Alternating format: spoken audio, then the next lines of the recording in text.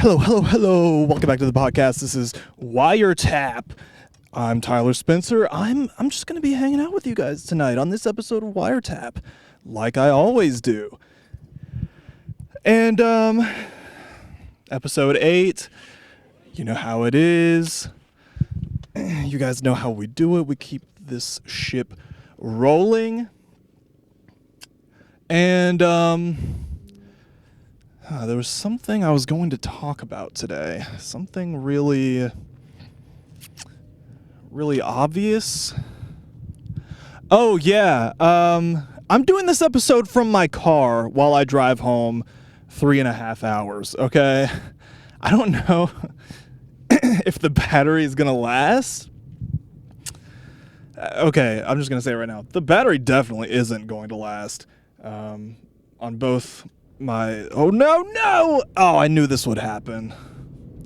Had to hit the gas pretty hard there because some B-word was not driving. Okay. How's that look for y'all? Man, oh, God. Okay, when I get off these back roads and get on the highway, I'm going to be moving a little more. But there are some Copperitos here, so I'm trying to make it look like I'm not really doing anything here. Oh, no. Camera fell again. Okay. Let's see what we can do. Okay, guys. Stick with me. Pulling up to the stop sign. There are a lot of cops. I wonder if I can film them. Can y'all see that? If you're watching this episode of the podcast, there's another one right over there too. But I think there's one like kind of behind me. So I'm trying to be quiet. Wait, why am I trying to be quiet? They can't hear me. But anyway, yeah, okay. As I was saying, the batteries definitely are not going to last. I charged up my laptop as far as it would go, and we're gonna make it last however long it'll go. The camera could probably last 3.5 hours, but okay, there's people walking out here. But anyway, yeah, I've got like 3 camera batteries, so I could last for a while. Let me get routed here. Yeah, literally, I got in the car and I started you guys up. Started the podcast up. I don't know why I keep calling the podcast like you guys. Like, you guys are not the podcast. Okay, here's the cop.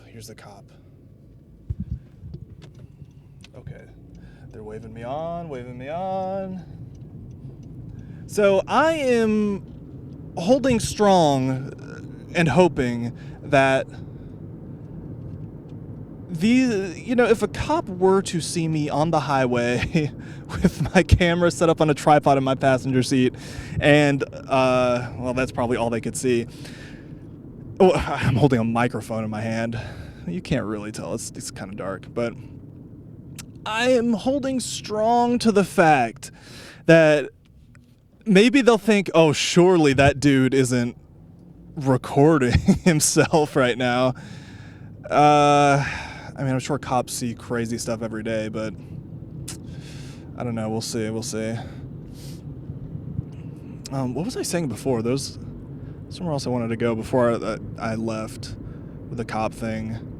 I don't know. I left. I got everything set up, and I immediately left. You guys saw me turn the car on and straight up leave. So we're going to see how far we get in this drive before the batteries die. But anyway, let's get into this.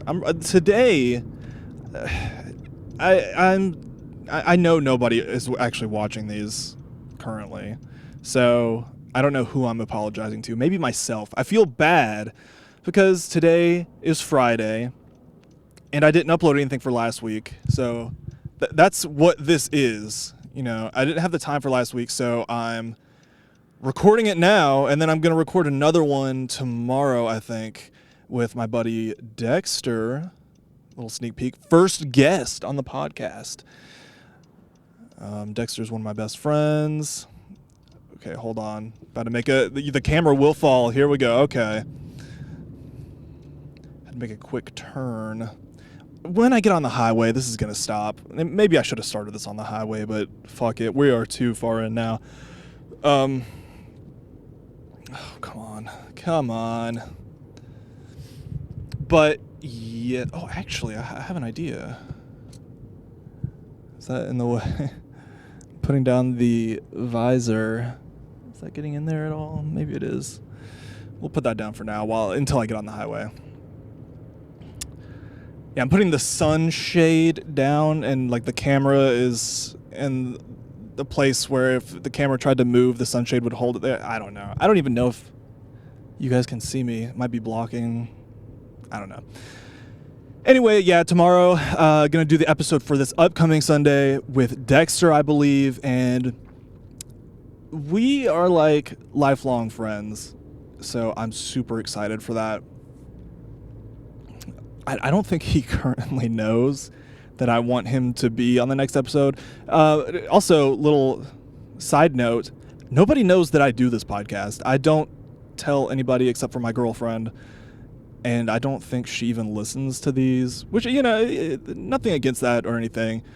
I don't expect her to. The only reason she knows is because she'll be like, where were you for the past, 2 hours? And I'm like, oh, yeah, I was recording something. And then she'll ask what, and then I'm like, a podcast I do. So, it's... I don't think anybody currently knows about this. And I don't want anybody to know about it, like anybody that I know. So that's why I've been debating whether I want to have Dexter on. And it's been a pretty big debate in my mind. Like, am I going to have him on? Because if he's on, he's going to want to hear the episode. And then if he hears the episode, I mean, obviously he's going to see all of the other ones. I mean, there's only there's only going to be 8 other ones, but still, then it's kind of like secrets out. Who knows if anybody will give a shit, but still, I was kind of keeping this thing a secret.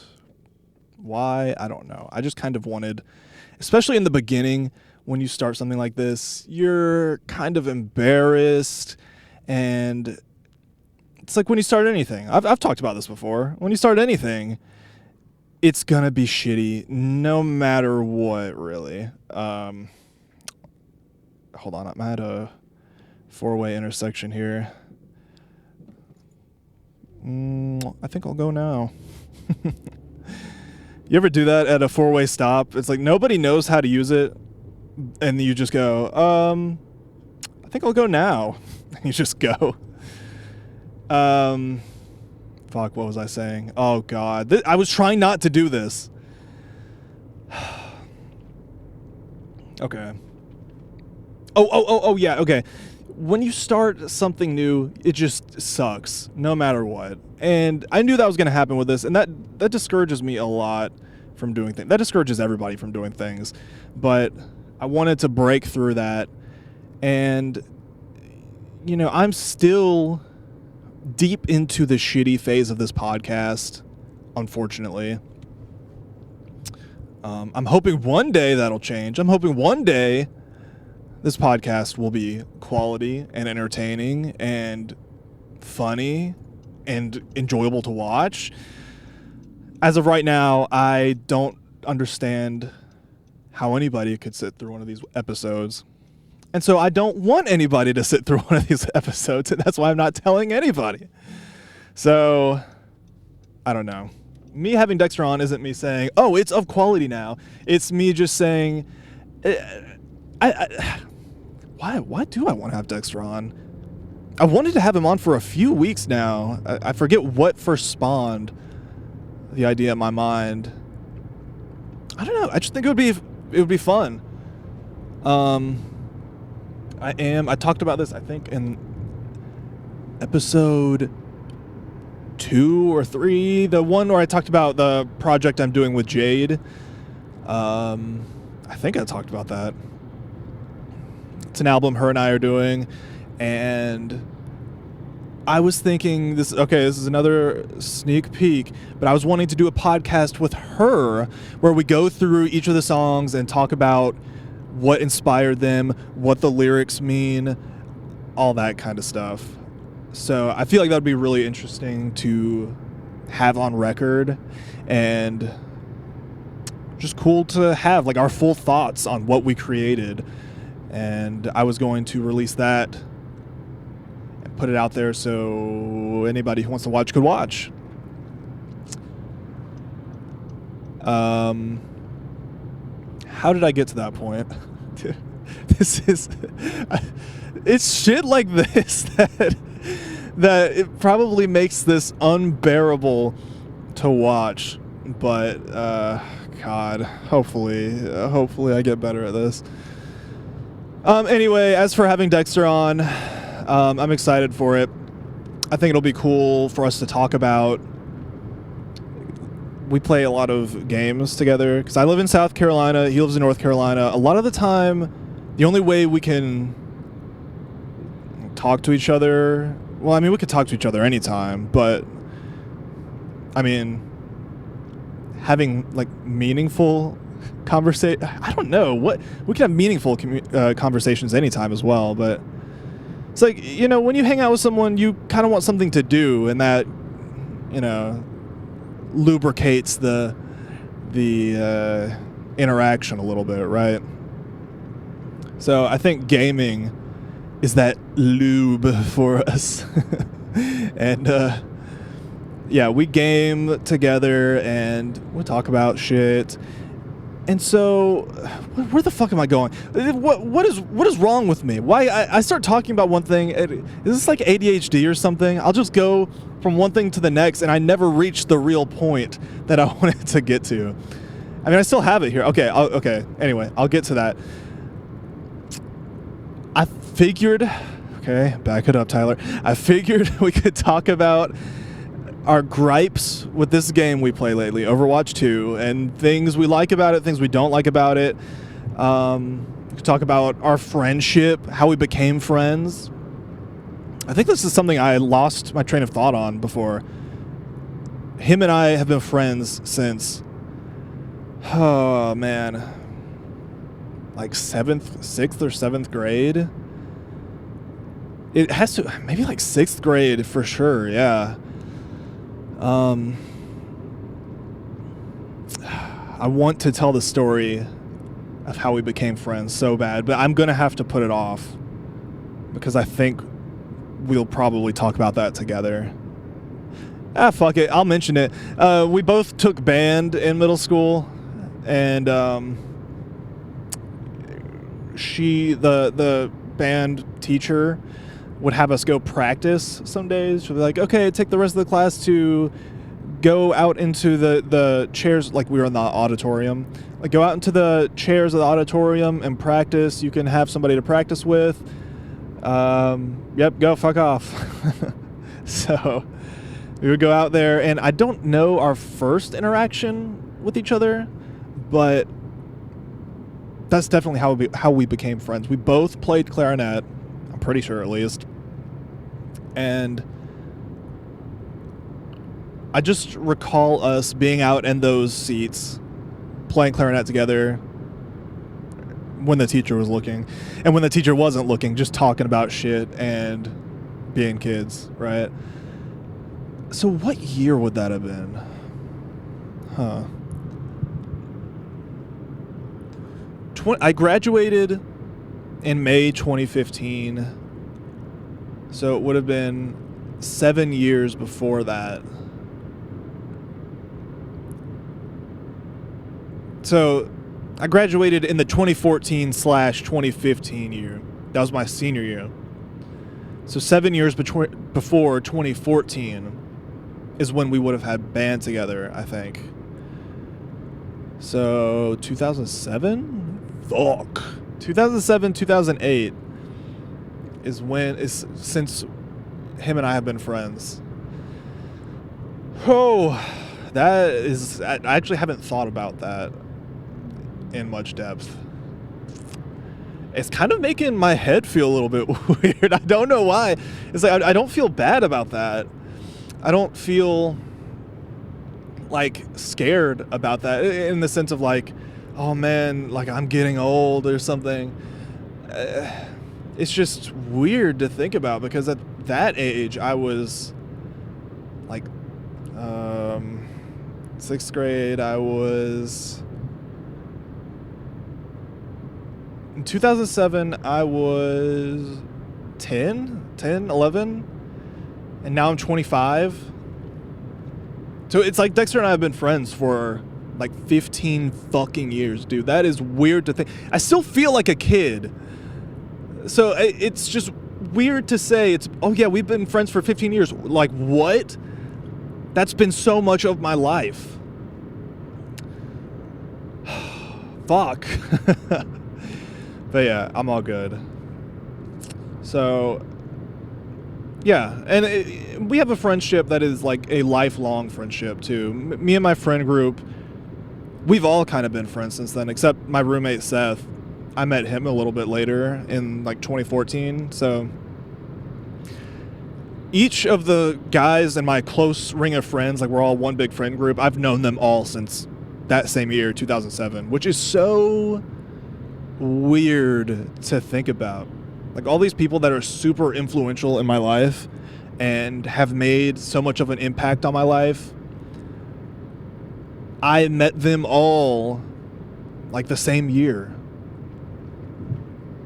Man, that okay, I've never thought about that before either. I know these guys are super influential in my life and I love them, and they've made like such a big impact, but just the fact that I met them all the same year is kind of crazy. It's like something about 6th grade was magical, and I didn't realize it at the time. Dylan, though, my friend Dylan, maybe at some point I'll have all of these guys on individually on an episode of Wiretap, and maybe like all together, because that would be very interesting. But Dylan is another guy in the friend group. I've known him for the longest. Him and I met in kindergarten, so not in that 6th grade magical year. But the rest of them, like Alex, Dexter, Brock, met them all the same year. Met Seth in like 2014.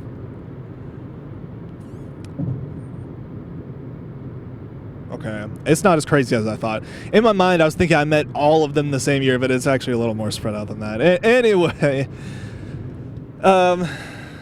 Yeah, I think we're going to have Dexter on tomorrow. I asked him if he was going to be off work or okay, this is exactly what I said. I said, "Are you busy tomorrow?" And he said, "I just have an event I'm going to. But I should be free around like 9. And I was like, "Okay, come over." I'm watching my parents' house. That's why I'm driving home right now. I'm watching my parents' house for them. More so, not really watching the house per se, but watching the dog. But we call it watching the house. Kind of weird now that I think about that. But yeah, I think Deck is going to... I call him... He has many nicknames, by the way. Deck, Dexter, Dex, D-Rex Deck, which, by the way, Dr. Freak. Call him Dr. Freak, too. But that's something I think we'll get into tomorrow as well. I haven't talked about this at all on the podcast, but there we go. If I was being covered up at all by that sunshade, it is now moved. I guess I'll find out later, but me and Dexter are rappers. Can you believe it? No, I know you can't. Because, well, okay, no because, actually, but yeah, it's not a serious thing. We're not... We don't actively seek out a career in rapping, but you know, everybody in my friend group really appreciates music. It's not like we just listen to it. It's like we all have a deep connection and appreciation for music, and all of us make music to some extent, right?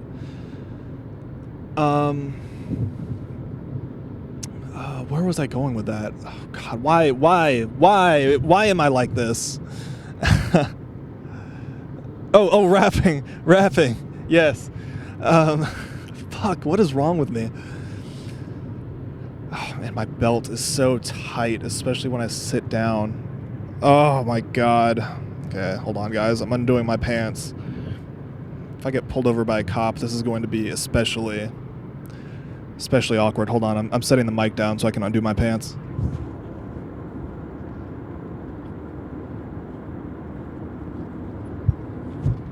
Okay, that's much better.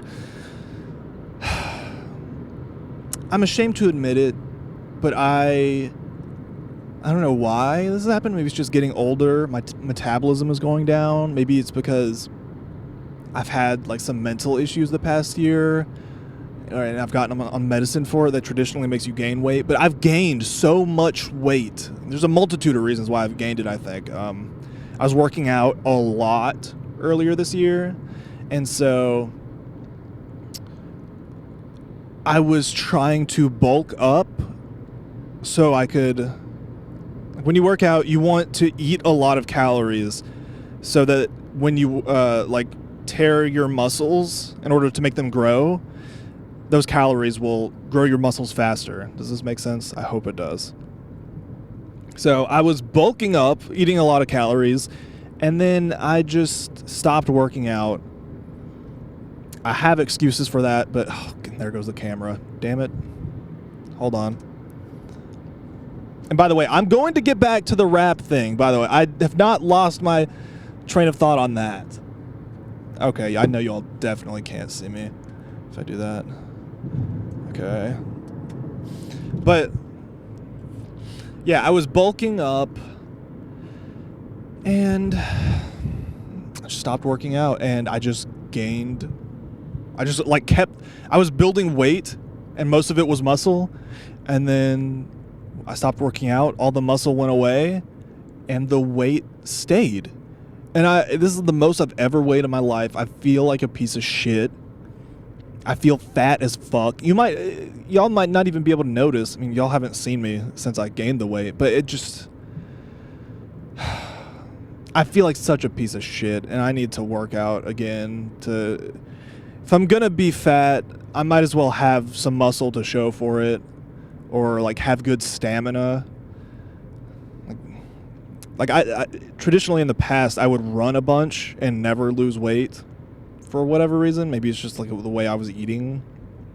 But if I'm gonna be fat, I need to be running a lot so that I can have good stamina and be fat or something. I don't know. But back to the rapping thing. We're not seeking out a career in rapping. That's what I was saying. We just do it for fun. It's like we're all musically inclined and we all love music. So naturally, we're gonna be inspired by rap at some point. And we're gonna make a rap. We're gonna be inspired by rap and we're gonna make a rap. So that's kind of what we've done. We don't take it too seriously. We know we're not good rappers, so we do it under the guise of rap comedy, right? So we try and make funny raps because I like to think we're pretty good at being funny, and it makes us laugh. So we've been doing this for a while now, and we did our first music video the other day. We'll go more into this tomorrow. I know the camera just fell. I'm just going to let it stay there for now because we're back on some back roads and not on the highway again.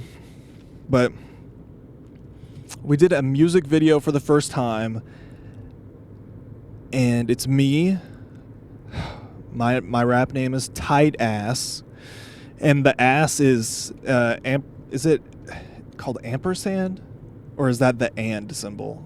It's the at symbol, the A with the circle around it, where you do like blah, blah, blah at gmail.com. It's the at $. So tight at $.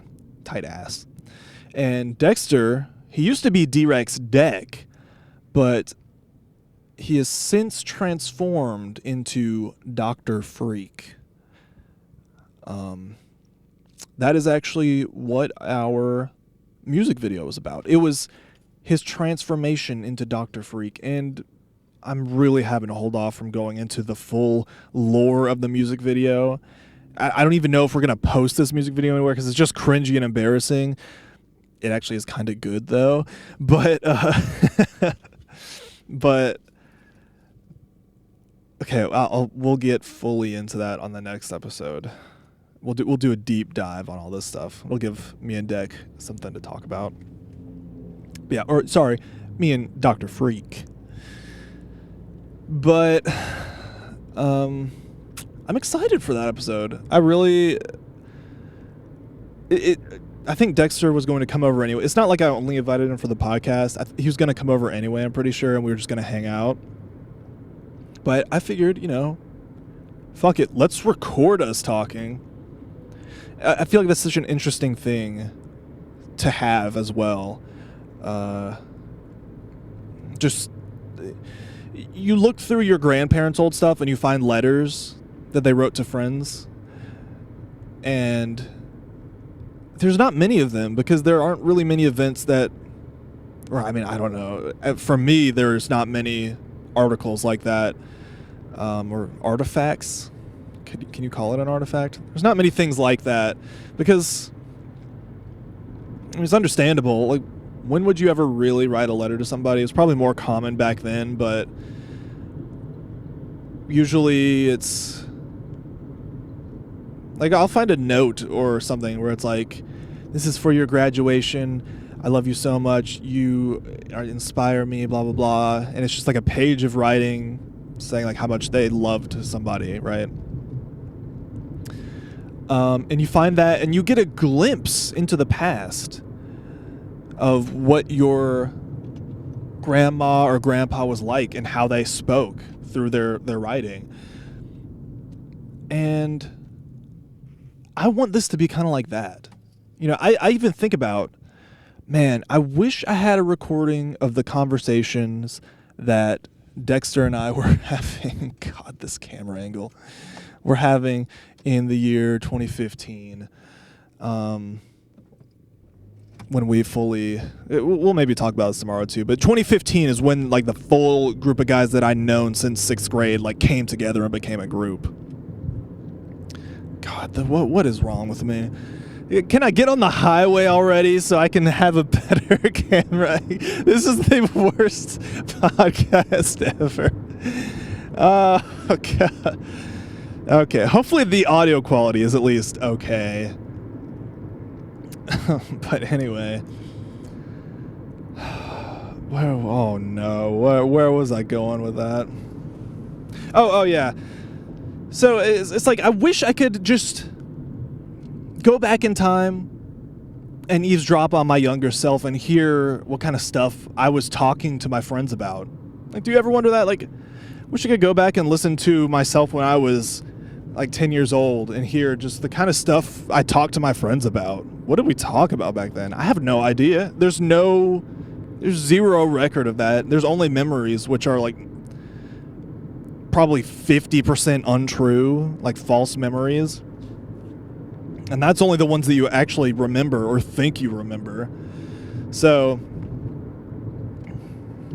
yeah.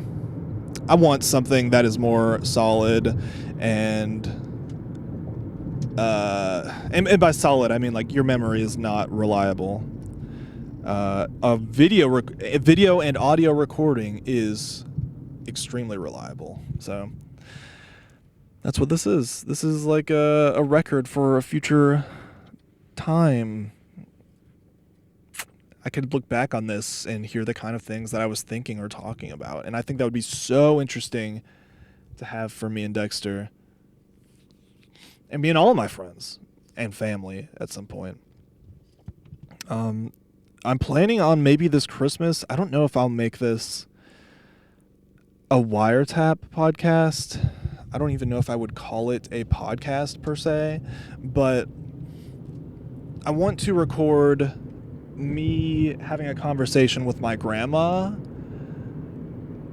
this Christmas when she comes to my dad's house.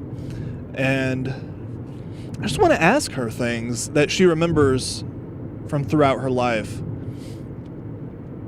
Because, I mean, she tells me a lot of the same stories every year, sometimes like new stories every Christmas. And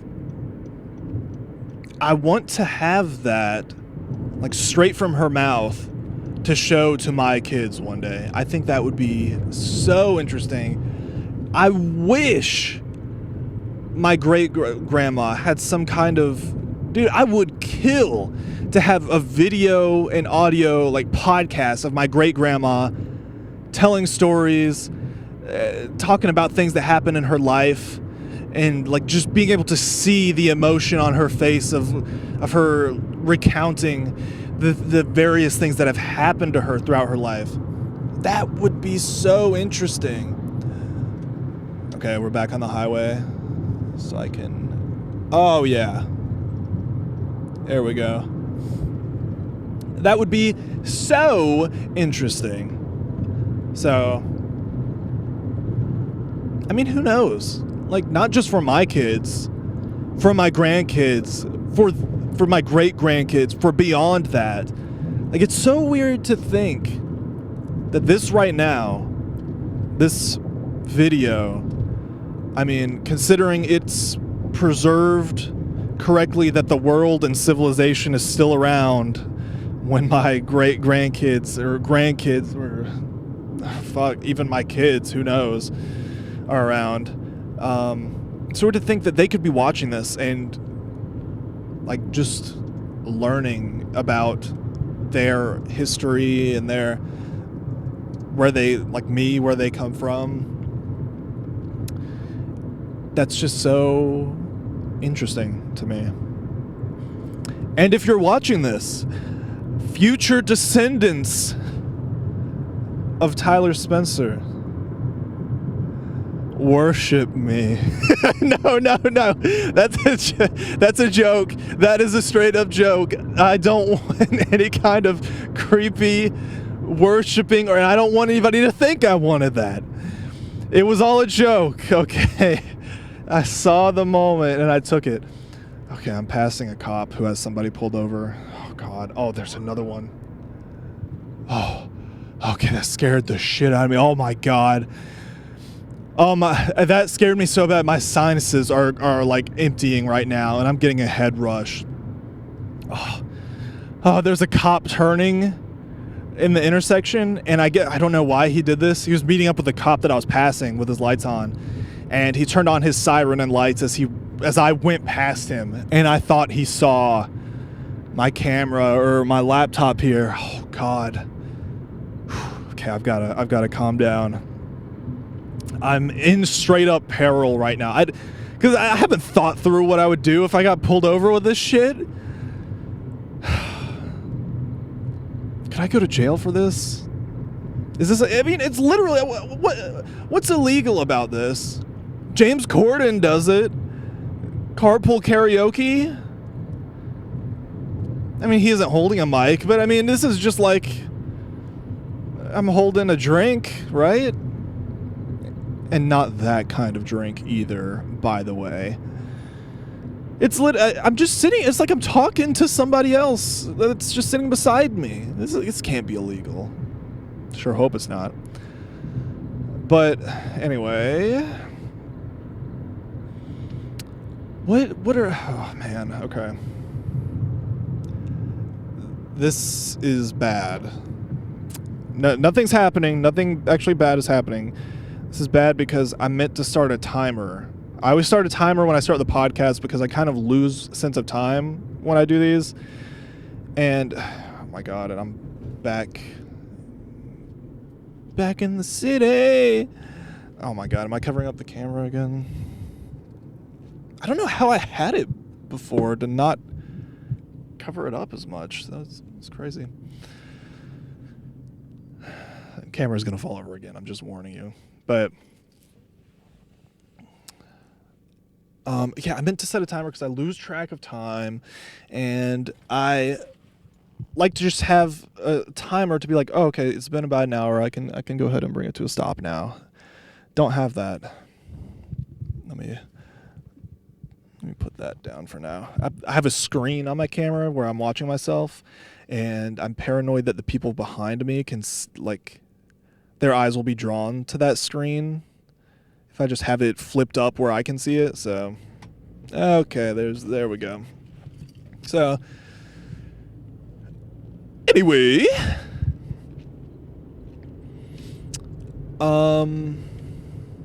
what? Oh God, why does this keep happening to me? What was I talking about? Oh yeah, the timer. Yeah, I didn't set a timer, so I don't know how long this is gone. I guess I will just go until my laptop battery dies, which the battery is not very, very good on this thing. It looks like it's only down maybe like 20% right now, so I think we're good. Maybe even less, honestly. But yeah, this is a lot less organized, obviously, than my normal podcast episodes.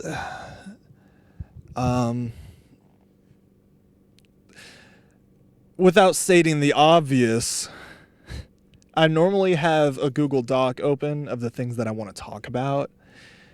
And I just decided to do this pretty last minute, so I didn't prepare much of anything. I did write in my notes app just a few ideas I could go off of.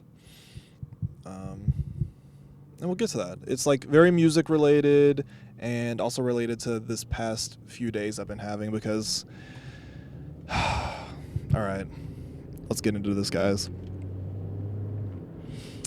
Yesterday, I had one of the most anxious days I've had in a long time. And I did it to myself, really. It was just bad decision after bad decision and just overloading myself and not getting enough sleep. And okay, that was the first thing. I didn't get enough sleep. And I had a fully stacked day. From the second I wake up to the second I go to bed, fully stacked. So, wake up, have to go teach a class that I'm a teacher assistant for because the teacher is gone a lot. And so I have to teach his class while he's gone. And I mean, that's not too much of an issue. At the beginning of the semester, that was like a big thing for me. I was just a nervous wreck being around a bunch of kids, like not kids, but being around a bunch of, I guess they're not even really kids. I'm not much older than them, so I don't know why I call them kids. I guess just because they're students, I call them kids. But being around like teenagers or like 20-year-olds, it makes me feel like I'm back in high school, and it just fills me with anxiety and like social anxiety, and I hate it, dude. I can't help it, and I hate it. It just, I am so confident until that happens. And I think I've kind of gotten over that this semester because I've had to teach so much.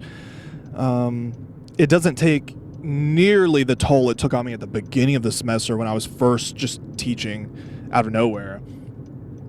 I would be a wreck for the entire week leading up to that, but the other day, like, it was yesterday. Yeah, yesterday. Woke up, went to go teach, taught, and had a brief moment afterwards where I was just like, whew, okay. And then I was fine. So,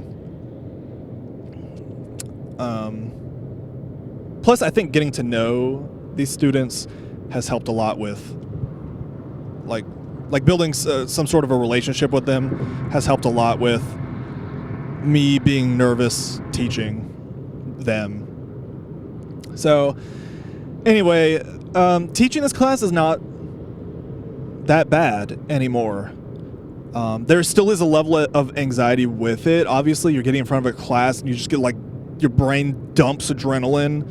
It's like it's standing in front of like 40 people and they're all just staring at you and you're having to talk about shit. But what makes it so much worse is this teacher that has me do this, like he goes out of town all the time, and so I have to teach for him, teach his lesson. I don't know what most teachers like have PowerPoints from previous years on file so they don't have to make them through the semester, but it seems like he makes the PowerPoints before the class and he's already so busy that he doesn't finish them until literally like the night before. So I have no idea what I'm teaching this class until literally the night before. And a lot of times I'm busy the day before, so it's like not like I have like little to no preparation. So this is kind of why I feel more comfortable teaching these classes, because I have just kind of been in a fuck it mood. There's not a lot I can do. I can't prepare like I would like to. He gives me the presentations the night before, and I just have to go in and literally read off the presentations and kind of come up with some topic to talk to him about, like to generate discussion. Like, I'll be looking at the slides for only like the third or fourth time when these students see them for the first time. So it's like, it's just so frustrating. So I've just kind of thought like, okay, I'm just going to do the best I can do. I can't, okay, I'm assuming this presentation is going to be bad, but I know it's not my fault. So I just say, fuck it. This is going to be bad and ill-prepared, but it's not my fault. Let's do it. Yeehaw. I like that. I don't know why I like that so much. Instead of saying fuck it, say yeehaw. Anyway. So that is, please. Okay. My laptop screen turned off. I thought the recording stopped. So anyway, yeah, it was especially bad yesterday because gave me the presentation the day before, and I was on a 12-hour trip with one of my other classes the day before. So I didn't even look at the presentation until the morning I was going to teach it. I just didn't have the time to. So I was just like stressed about that, even though I know it's not my fault. I'm still like, I don't want these kids. I feel so, hold on, I'm going to open up a drink real quick. Oh, that's fresh. I'm going to take a sip. My throat's starting to hurt from talking so much.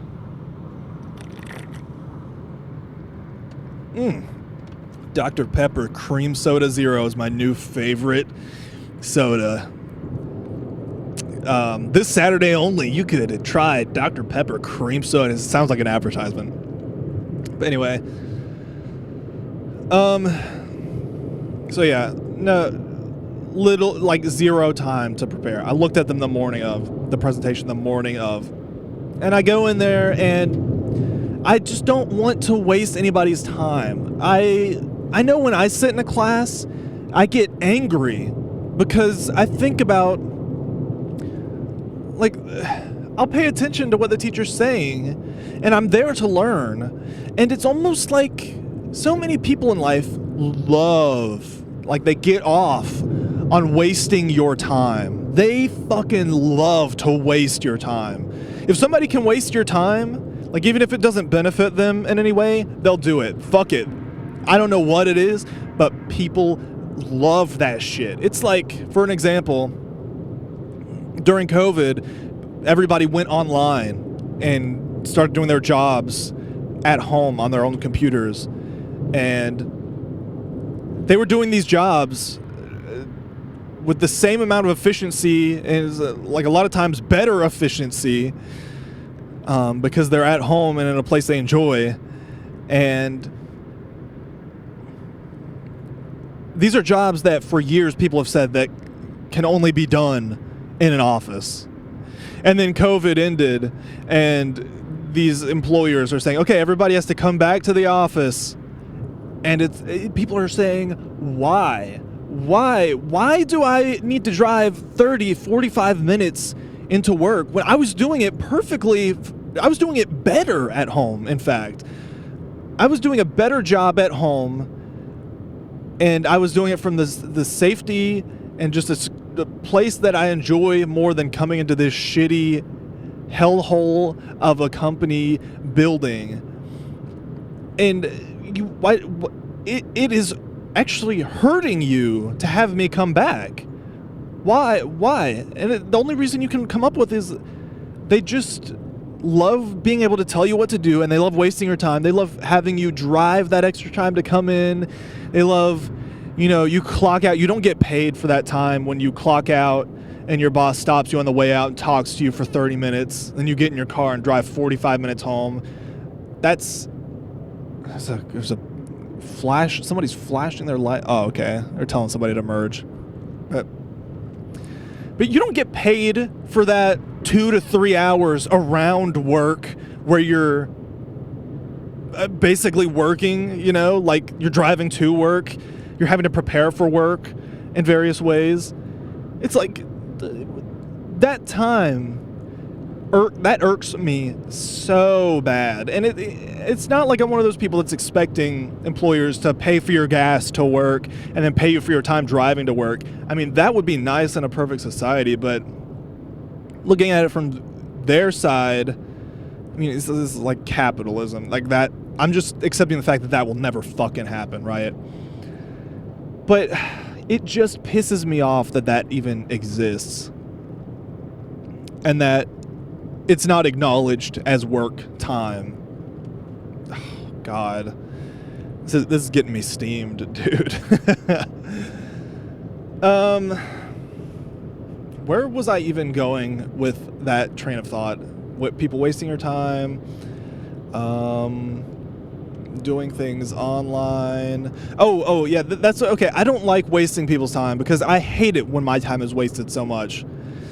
And by the way, I feel like somebody's going to say, oh, you're wasting our time with this podcast because you forget all of where you're going all the time. Fuck you. I can't help that. And I wish I didn't do that, asshole. So, anyway, I try not to waste these kids' time. If we finish early, or if I think they've done enough for the day, I say, you guys can go. This is just going to make me look bad, and I don't want you guys. I think if you guys get upset because you think I'm wasting your time, your brains are going to turn off and you're going to stop paying attention to me, because that's what happens with me. I would just, if I'm bored and if I'm not being like taught or educated, my brain just turns off. I black out until we leave. So I would rather keep them there, keep them engaged as long as I can. But if there's nothing left for me to give them, why would I keep them the rest of the time there, the time we have allotted? There's no reason to, unless you're somebody who gets off on wasting people's time, which I don't.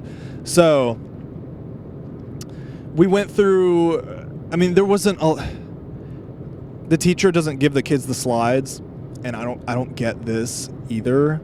He like keeps them under lock and key, and I'm sure he has some smart reason that he would say, but at the end of the day, this is probably what he would say, to like, if the kids could just see the slides, then they would just not pay attention in class because they could just get the information at home. I don't believe that is true. I get the slides for like 90% of my other classes, and I thoroughly pay attention in class. In fact, I don't necessarily use the slides at home. I pay attention to them in class so I don't have to. Who knows? Maybe I'm in the minority, but just give the kids the damn PowerPoints, dude. Like, so what I do in class is I'll say like, okay guys, I know he doesn't give you the PowerPoints, so I'm going to stay on the slide. I double check before I move on from the slide. I say, does everybody, like, if you're taking notes, you don't have to take notes, but if you do take notes, and if you are taking notes, do you have everything down here? Because I'm about to go to the next one. Okay, we're all good. I look around for like 1 or 2 people to nod, because most of the time nobody says anything. I just go, cool, go to the next one. Let me know if you guys want me to go back if you miss anything, blah, blah, blah. So I make sure to leave the slides up there as long as they need, because I know they aren't going to have it any other time. Additionally, before the class started yesterday, I said, thank you guys for being patient with me, but just letting you know, for the sake of transparency, I got these slides last night, And I like to be more prepared. I like to come very prepared for these and have a lot of things planned, but I got these last night from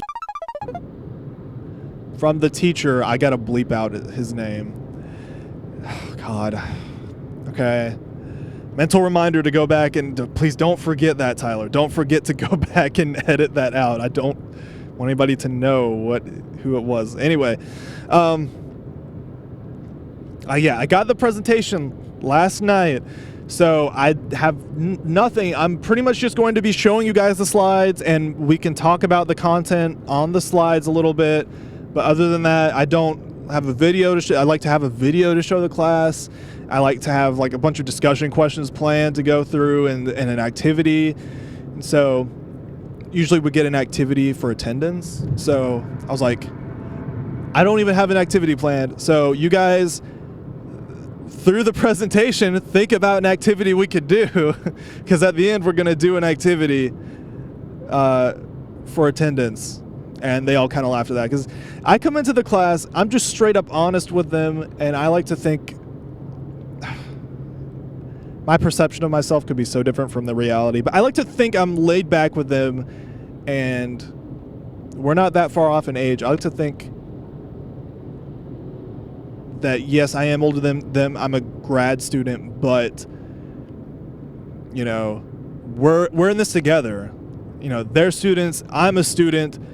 I understand the struggle they're going through, and they know that I understand that, so I'm here to help them out. The teachers, sure, many people say they're there to help you out, but honestly, a lot of them are not there to help you out. They're there to make their money, to make themselves look better. They take on more than they can actually do, and they don't give a shit about the students. So I don't want to be like that. I have my own things I'm dealing with. They have their own things they're dealing with. I'm acknowledging that. I'm saying, let's all just get through this together. Let's learn this material, discuss it so it sticks in your brains, and go about our days. I'm not trying to waste you guys' time. I didn't say all of that, obviously, but kind of the beginning of what I was saying there, I did say. So yeah, we get out a little early. I like to think this is kind of a mind trick I do. Like, they get out. The normal teacher takes the entire class every time. I let them out like 10 minutes early most of the time. And I like to think, I mean, it's only 10 minutes, but to them, they see that as a lot of time. And I tell them at the beginning of the class when I usually start, I say, like, we're probably going to get out early today because I didn't have a lot of time to prepare, because I normally get the presentation a night before. Anyway, but when I say that, I feel like it gets them more excited. And even though it's only 10 minutes, they're like, this is awesome. I'm enjoying this because I know I'm going to get out earlier than... It's like a little prize, you know, like getting out early, even though it's only 10 minutes. So, anyway, yesterday, I ended it 30 minutes early. I know. I've legitimately felt bad about that, because, I mean, I didn't even finish the entire presentation, but if I told the teacher that I TA for that we went through the entire thing, he would be like, how did you guys get through all of that content in just like an hour? And I would just have no answer, because, I mean, in reality, the real reason why is because I didn't have any time to prepare. So I was just putting the slide up there, reading off the main points of it, asking some questions of the class, like, okay, like, how would you interpret this? Or, like, what are some examples of this? All right, and we talk about it for a little bit, and we would get, like, sidetracked sometimes. But at the end of the day, I mean, there's not a lot I could do. So I went through a lot of the slides, but eventually at some point I was like, okay, this is about how much we would get through if he was teaching the class and, like, knows all this material and can expand on it much more than I can. So last minute, on such a last minute notice. yeah, it turned out to be 30 minutes early. And I just say, I don't know, just the teaching and then ending 30 minutes early, bad start to the day, not enough sleep. Already like baseline level of anxiousness. So from there, I had to go attend a class, a stats class, which I am so bad in. I am so bad with stats. And we use this like coding software called R. And man, I just suck at it. I used to think I was like a tech savvy person, but I've never done coding in my life. So there's such a strong learning curve, and I'm already bad at math, like stats and shit. So, yeah, just being in that class just stresses me out, obviously. So I added on to that. And then straight from that class, I agreed to meet this girl who 2 days ago on Wednesday, my class that I'm in her with, we went on this like field trip type thing to several parks, and her and I got started talking about music and everything. And she does music, and she wants to use GarageBand, which is what I use, and she doesn't know like how to work certain things in it. And I was like, oh, I could show you that so easily. Yeah, that's like quick fix. I could like open your eyes to all these secrets that I've discovered, and it will change everything for you, I promise. So her and I agreed to meet up yesterday. So I leave from my class, I go to meet her at this coffee shop. And it's great. She's really easy to talk to, and she's super, super nice. But it's with me being an introverted person, and like I want more friends down in South Carolina. So when I have any interaction, immediately there's loads of pressure to be like my mind just starts racing, and I'm like, could this potentially be a friend? That sounds so sad, but it's true. I'm like, okay, like I wonder if this person will be my friend. I don't want to do something weird. I just want to have somebody to like hang out with and do fun things with. And this person likes music, so this is even cooler. Like we could do some music stuff together. And whoa, you know. So while I'm with her, I'm being myself, but I'm like thinking so critically of myself the whole time. Like it's such dumb stuff too. Like I'll have my arms crossed, and just out of nowhere in my mind I'll be like, have I had my arms crossed this whole time? This probably looks so fucking weird. Why am I doing this? Or like my face tics will start happening, and I'm like, oh god, this is probably like scaring her, because I know tics probably are like scary to people who don't really know much about them or haven't really seen them before. So I'm thinking about that the whole time, but it's really fun, and her and I are just talking. The time just flies by. I have a class later that evening, and I'm almost late to it because I didn't realize how much time had passed, and I'm like, oh god, okay, I gotta go, actually. I have a class I have to get to tonight. And her and I talked for like 3 hours, it seemed like. So, I mean, that was already an anxiety-inducing thing. And on the drive home from that, I was like, okay, I am running on straight-up fumes right now. I have had so much... like, so many little things have happened to, like, teeny stressful things have stacked up today, and I am now just on empty. I've powered through everything.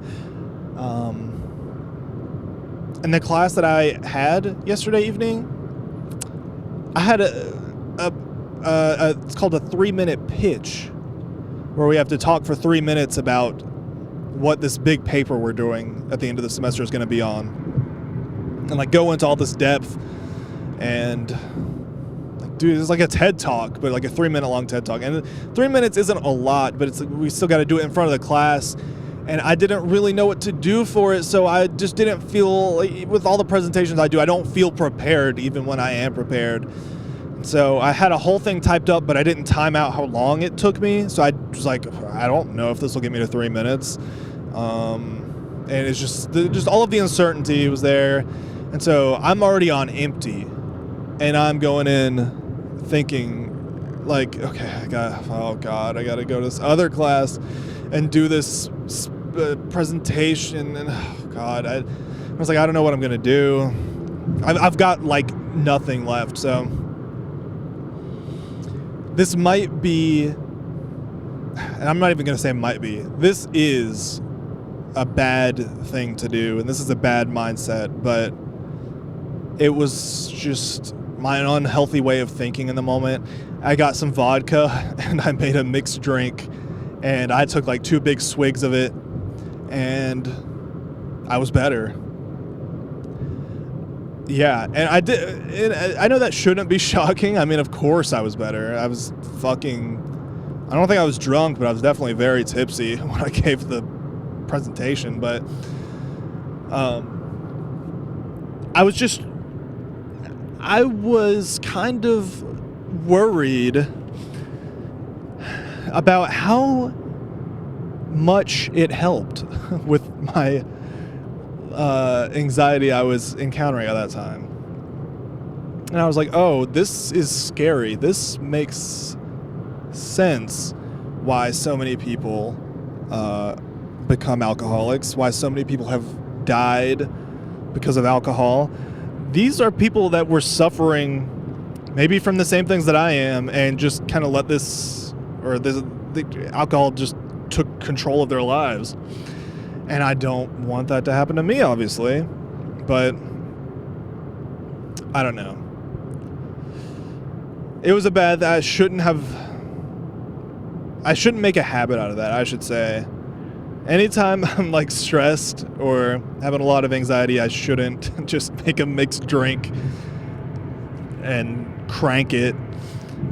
But anyway, just thought it was kind of funny and very, very college-y to give a presentation off of vodka and Sprite. But, you know, I think it was actually a pretty good presentation because of that. If I hadn't done that, then I would have been even more of a nervous wreck. And I think it actually did relax me and maybe hindered my reaction time a little bit because I was stumbling over somewhere. It's not like I was drunk. Okay, this is making me sound like I was just fucking blasted. But no, I wasn't. It was like, I would just naturally stumble over words, but I was just, I don't know. I'm not gonna blame that on the alcohol. I think that was just me. But in my mind, I was almost laughing because I was like, okay, I've had a few drinks. I need to stop stumbling over my words like this. But yeah, I don't know. I thought it went really well. A lot of people, I don't know if it was because of the content of my presentation. Most people talked about nature and like connect with nature just through like going out on walks, which is fine. But I talked about music and like sounds in nature and how that can enhance your experience, or, you know, it might hinder your experience if you're like blasting a Bluetooth speaker and somebody else overhears it. It could like ruin their hike. They wanted to just hear the silence of nature and they couldn't hear that. So I was talking about music, something universally people just straight up love, and something that we don't actually talk about a lot in the Parks and Rec program. So it was just, I think because of those reasons, that's why I got so many questions and like comments after the presentation. But it felt good. But anyway, yeah, that was yesterday for me. It was definitely a trip, but I got through it. Now I'm going home. Well, now I'm going back to my parents' house, and I have to grind for a big test due Sunday in my stats class. So even though that's over with, I have more to deal with. Feels great. But semester is almost over, and I'm so ready. I'm just ready to be graduated already, dude. This sucks, living in straight up poverty. Like, I don't know if I'm even going to make it to the end of my degree because I just money just don't have it. The past 3 days I've eaten pizza rolls and a giant plate of tater tots every day for the past 3 days because I just don't have money to buy anything else. Like, all of my money is going to rent and school. It's like, I saw a meme the other day that was like looking at students or looking at people's paychecks in the year 2022. Well, that bridge sounded weird. No, not looking at people's paychecks. Looking at people's bank statements in the year 2022, and it's like $5 coffee, Starbucks or something. It was like $5 coffee, $7 lunch from McDonald's, rent $2,000, school $2,000. And then there was like a final one that was like food, $8.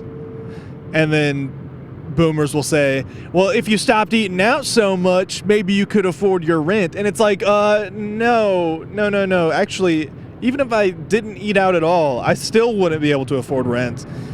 And the issue is with all of this overpriced shit that you need to live, and I'm getting paid next to nothing. The problem isn't with me. Like, I honestly, like, going out to eat and doing these things, these little pleasures of life, is that really too much to ask? Like, going out to eat a couple times a week? Why is that looked down on? Like, getting a coffee in the morning? What if you want to spend your money that way, do it. But, like, people don't even have the money to spend on shit like that now. There's like the little pleasure in people's fucking lives to just have a coffee in the morning from Starbucks while they go to their like 9-hour job, like their 9-hour shift, doing something they fucking hate, because anytime you apply anywhere else, you need like 20 years of experience. Like, these places are saying, urgently hiring, we need a master's degree student with 10 years of experience that will take $12 an hour. And it's like, what the fuck is wrong? Who would ever take that? Urgently hiring, yeah, I know why now. But you have to take that job, otherwise you're gonna be fucking homeless. And so you take it, and you can't afford shit, and you get treated like shit at your job, and then you get a $5 coffee, and some bitch, yeah, I said it, says, yeah, if you hadn't have bought that $5 coffee, maybe you could afford to survive. And it's like, no, actually, no. Maybe if I actually got paid a livable wage, maybe if I like had more opportunity to work somewhere in a career that I actually wanted to fucking work in, maybe then I could survive. But the whole world is against me and I have to grind just to get the bare minimum. Maybe this isn't really working out in this world, you know? I don't even know how I got on this point, but this shit just pisses me off. Oh yeah. I'm so ready to, yeah, I'm getting my master's, and I want to eventually one day get my doctorate. And, you know, they've always shown you a graph that shows, like, this is how much you'll make in an entry-level job just with a GED. And then they show you, this is how much you'll make if you have an associate's, and it's like a little bit more. And they're like, this is how much you'll make if you'll have your bachelor's, it's a little bit more. This is how much if you have your master's, a little bit more. This is how much if you have your doctorate, and it's like the most. And it's like a pretty good, it's like, oh damn, I want that one, right? I'm not so sure how valid that is. I think that's just like an average anyway. It's like on average, people who get their master's make this much more. So, I mean, who knows if that'll help me, especially since I'm just getting my degree in parks and recreation and tourism management, which, I mean, it's not traditionally something people go into to make money. Like, it's not a medical degree. It's not an engineering degree. It's parks and recreation and tourism management. So, yeah, I'm not sure how much money it'll make me, but I just want my doctorate because it's something, I don't know, it's something I've always wanted since I was a kid for not really much of a practical reason other than, you know, my mom got her bachelor's degree to be a nurse, and my dad didn't ever go to college. And I think being the first to get my doctorate would be just cool. I would just like to know that, I mean, that's the highest degree in education you can get, right? And it would be cool to know that that's a feat I accomplished. Like, I went as far as I could in getting educated, and here's my degree to prove it. Additionally, it would be pretty damn cool to be Dr. Tyler James Spencer, or Tyler James Spencer, PhD. Something about that. Oh, Dr. Spencer.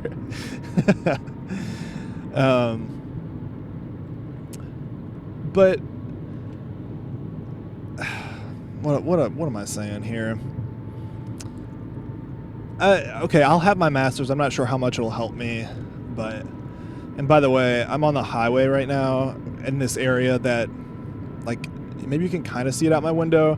There are those concrete barriers alongside the highway. They're on both sides of the highway, and it just gives me, like, a borderline gives me a panic attack each time. And it's not like I can help it either. It just kind of happens.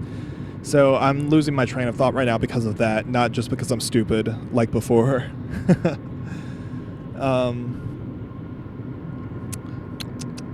What was I saying? Master's degree. Anyway, yeah. I'm hoping I'll make some decent money when I graduate, because I'm at such a low point in my life. If I had to go on living like this for much longer, I just wouldn't be able to do it. Just to be brutally honest, not to bring down the vibe, but I could not live like this for very long. And I commend and am astonished by people who somehow make it by making so little money and are just, and I feel so bad for the people that are like in poverty like me. Like, being like this has really opened my eyes to, I've always felt sympathy for the poor and homeless before, but being poor and borderline homeless currently is just like a whole other level for me of understanding for those people and sympathy for those people.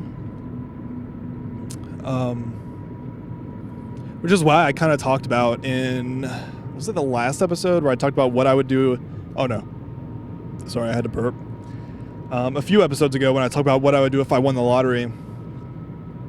That's kind of why I said that I'd want to do something to help the homeless people of Thomasville, my hometown, and then hopefully expand that one day to possibly solve homelessness, which is like shooting for the stars for fucking sure, solving homelessness. But I don't think it is impossible. I just need to win the lottery. This is that easy. Yeah. I'll get on that. But anyway, I am just so ready to graduate. And what am I even going to do when I graduate? It's like, this is where I kind of still feel like a kid too. Like, I looked for jobs last year because I had a whole issue with getting into the school I'm currently going to. And I was like, okay, I need to prepare to get a job in case this doesn't work out, because it was looking like I wasn't going to be able to go get my master's. And I was like, okay, I just need to apply for a bunch of jobs, and that was an entire other thing. I'm not ready to go through that again, and honestly, I should probably start applying now. Like, I graduate in a year. Should probably start now, because it's so hard and so long, and if I'm already poor, I don't know what I'm going to do when I graduate and I'm not getting a paycheck. Because the way I'm making money is through being a teaching assistant for Clemson. So what happens when I'm not a teaching assistant for Clemson? I don't know. I need to find a job as soon as I graduate to make that transition seamless. And it's hard because I think I'm going to move to California as soon as I graduate, so I don't know. There's been a thing I've been thinking lately as well, to maybe get a foot in the door, because I feel like the only way you actually get a decent job these days is by knowing somebody. Sad truth, nepotism at its finest, but it is true. And I think what I need to do is reach out to jobs I want to work at when I graduate right now, and just email them and say, hey, I am a student at Clemson, South Carolina. I'm moving to California when I graduate, December 2023, and a job at the company you work for is like my dream job. I would just love to know what things I can do up until then to increase my chances and of getting a job with you guys, and some possible ways I could like make myself stand out amongst the other people applying, because over this next year while I'm in school, I would love to do anything I can in order to possibly get a job with you guys. I want to do anything I can. Or maybe schedule like a Zoom meeting or a phone call with some of these people and just talk to them for a while about like, what do you do? What kind of things are required before you get hired? What does it look like there? Like, what do you think of the company? Like, off the record, maybe something like that. I don't know. This is just off the top of my head. These could be bad questions. Don't stake me. Don't burn me at the stake is what I mean. Because I haven't thought this far into it, but I mean, additional to finding out like things I could do over this next year to better prepare, I mean, getting my name in these people's minds would be great, and maybe they could even connect me to other places. You know, it's like this kind of goes back to that episode where I was like, fuck networking. What the fuck does that mean? I mean, I guess this is kind of like what networking is, right? I don't know how to network still. But, who knows if this is a good idea. I always like to give a question for you guys to answer in the comments down below. So if you know anything about what I could do with a bachelor's in business administration and management and a master's in parks, recreation, and tourism management, I would love to tie something into music.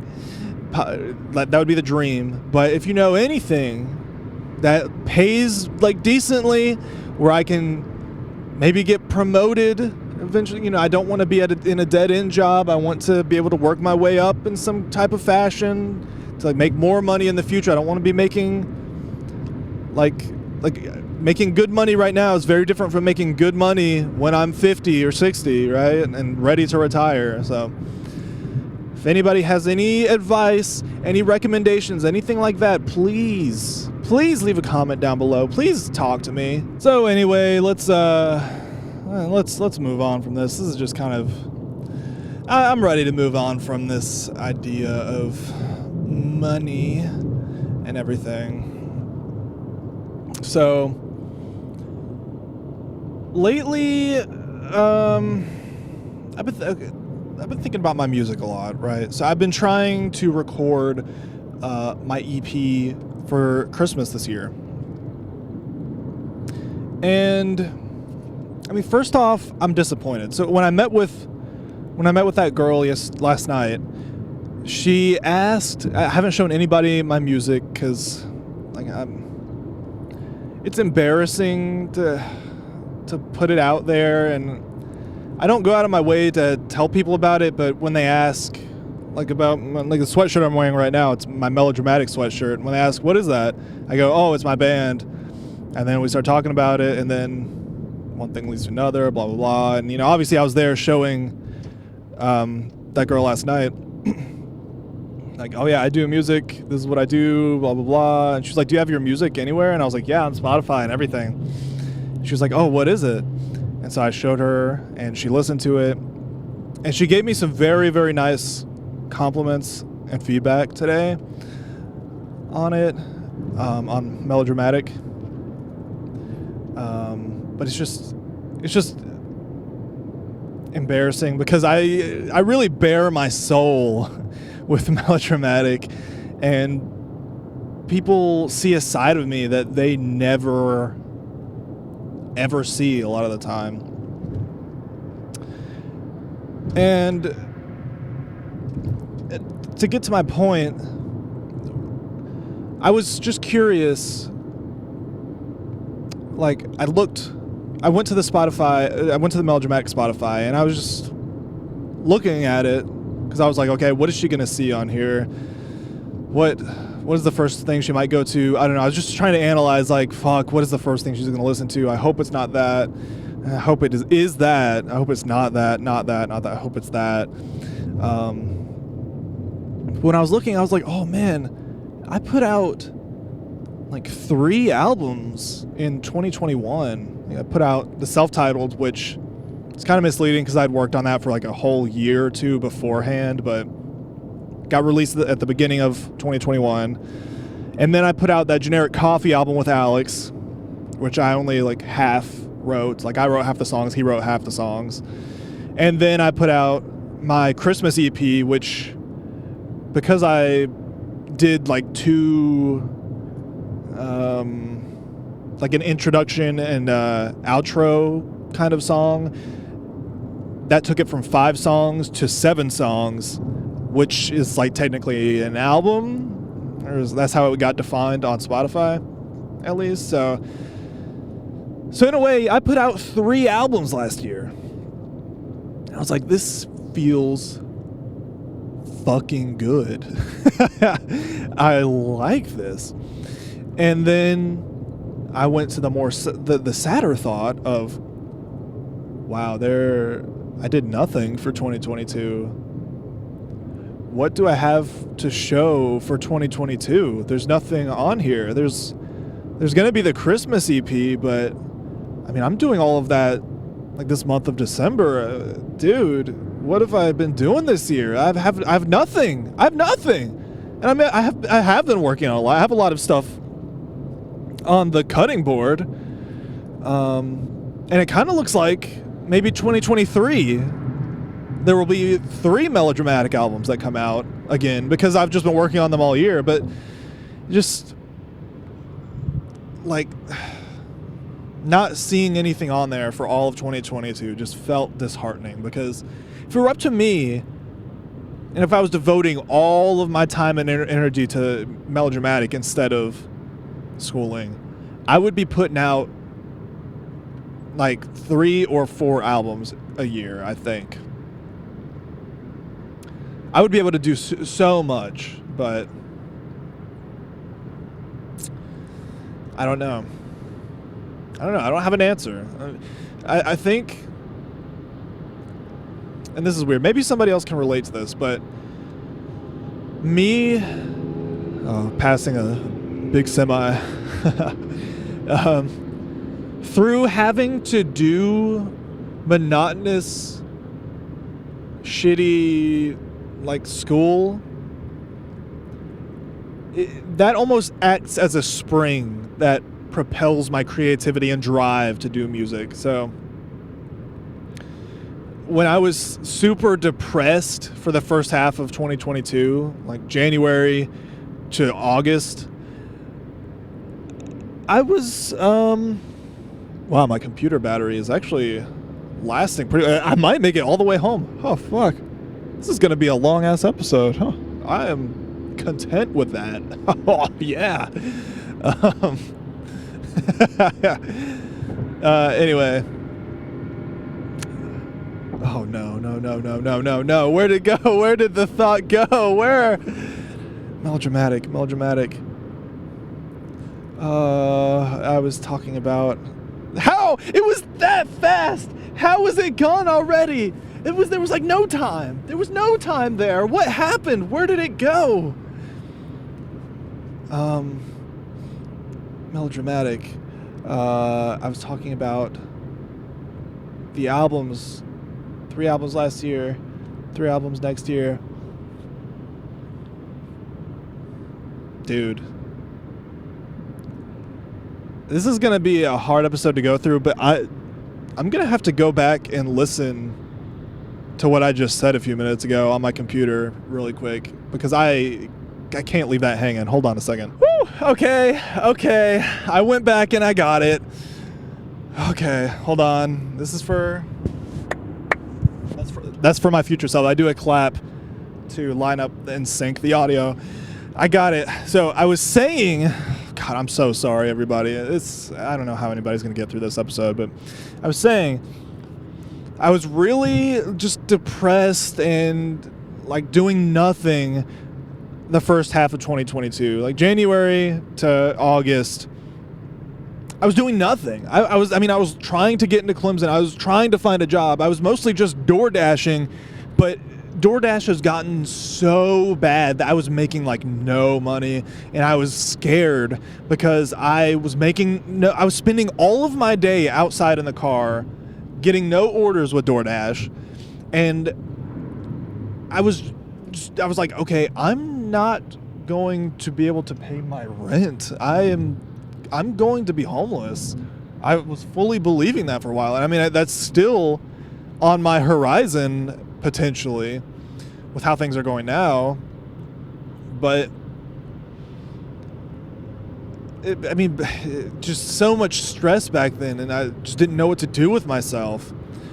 And because I had nothing to do, I would, just do nothing. I would just lay in bed all day and be depressed, and I didn't have anything to do.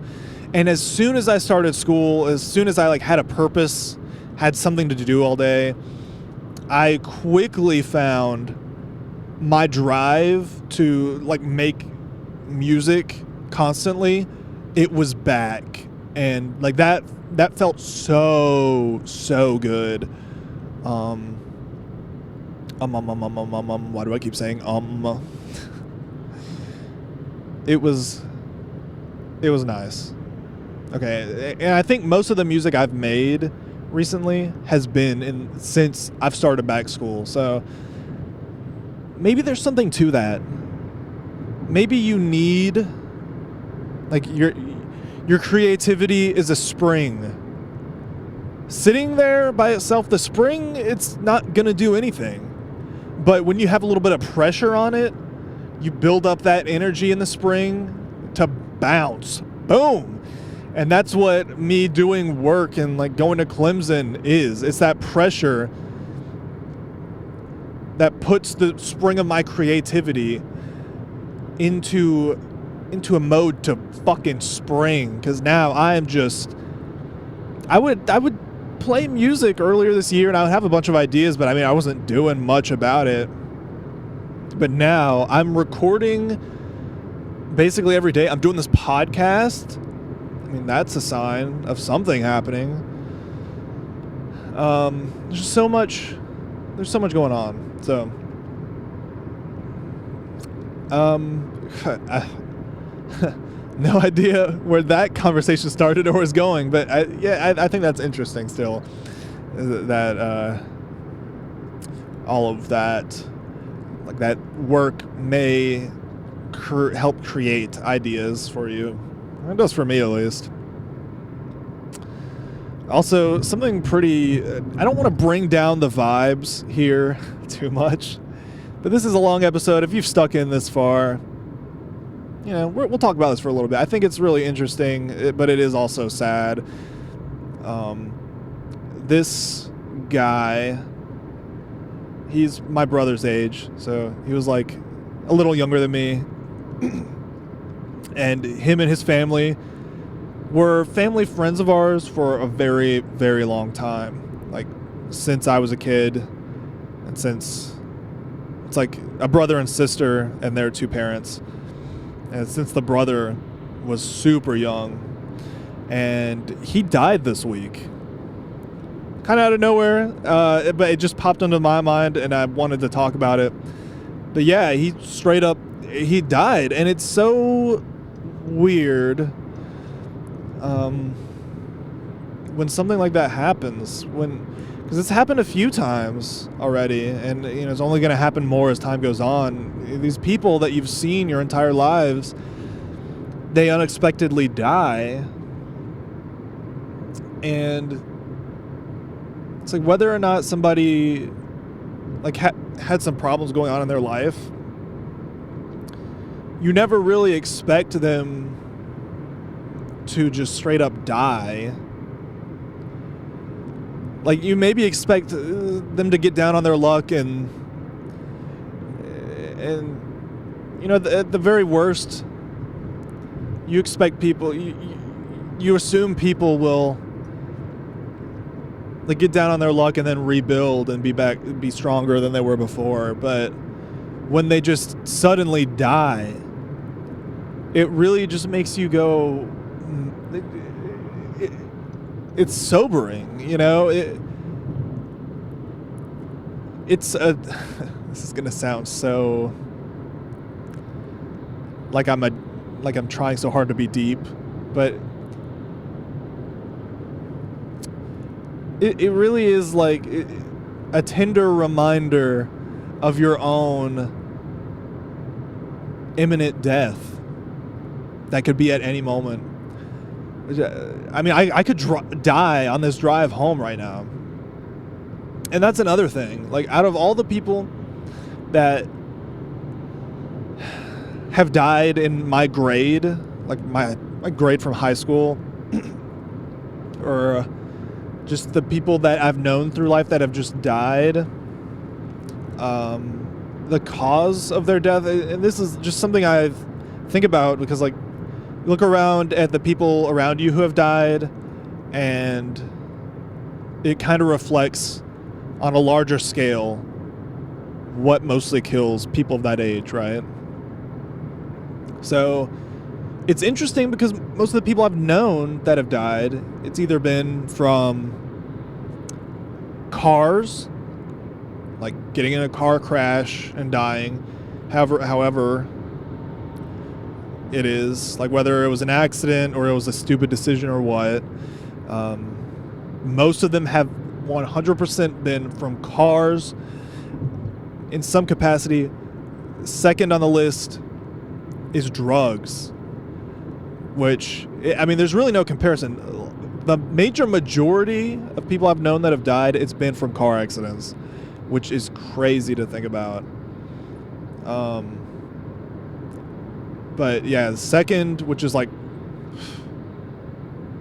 maybe like 15-20% of that pool of people that I know that have died have been from drugs, and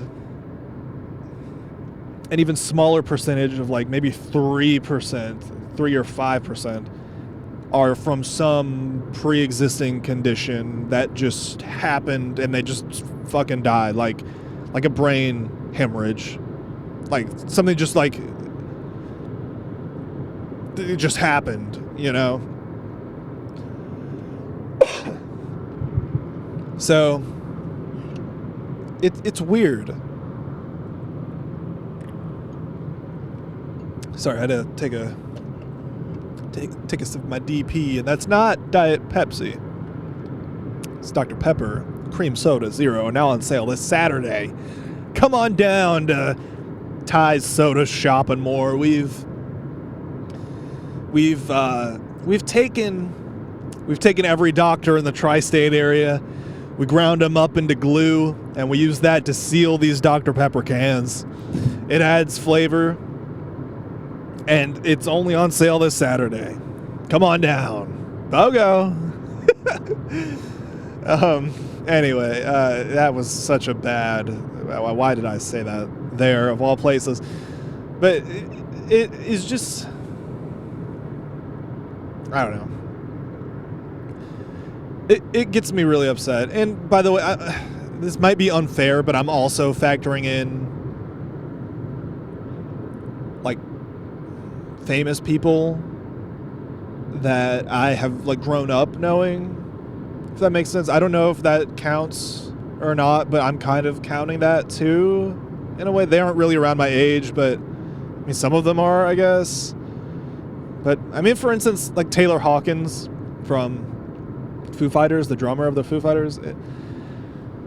Oh man, it still makes me so sad that he died, and that is like I could probably cry right now thinking about it. I never knew him or anything, but Foo Fighters were so influential on me musically, and I looked up to him. I have looked up to him and Dave Grohl since I was a kid, and their duo together was so inspiring to me.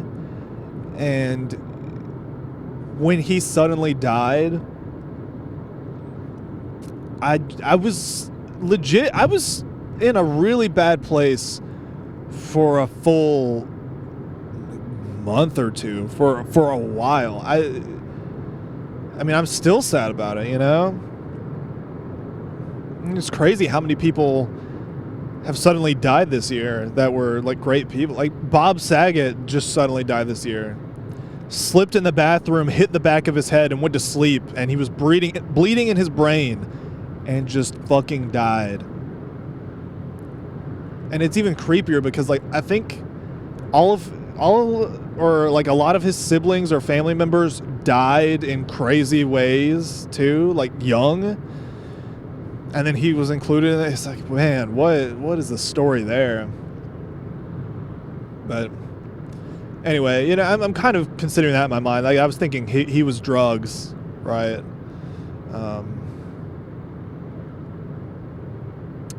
But I mean, I do know of a lot of people locally, like not just famous people, that have died as well. It's not like a majority of that group I was referencing was famous people, but still, it's just, it's weird. And it gets me thinking about, I don't even know if I want to say this on the podcast, because it's like, yeah, I do think this a lot, but if someone's listening to this might throw somebody into like an existential crisis. It's like, I feel like I've kind of conquered this thought, but I feel like maybe a lot of other people haven't. If you have some kind of like death crisis, if you're prone to death crisis, panic attacks or whatever, you might want to skip over this a few minutes.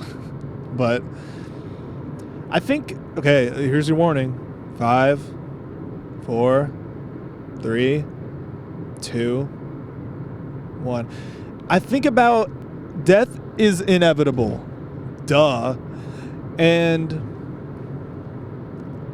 what's going to happen when my family starts dying? Like my immediate family. I've been so blessed and privileged to have not really lost many people who are like in my close family or friend circle. All the people that I know that have died they were like maybe friends and family, but they were kind of removed to some extent, like more on the side of acquaintances than anything. And I mean, the closest person that has died is my grandma, and that like affects me so much still. Just like how she died and just how close we were. But I mean, she was probably the closest person, and aside from that, I can't really think of many other people that I was that close to. That was like in that close of a circle to me. So I'm just wondering, what am I gonna do when that does start happening? Like my mom or dad when they die, or like one of my siblings.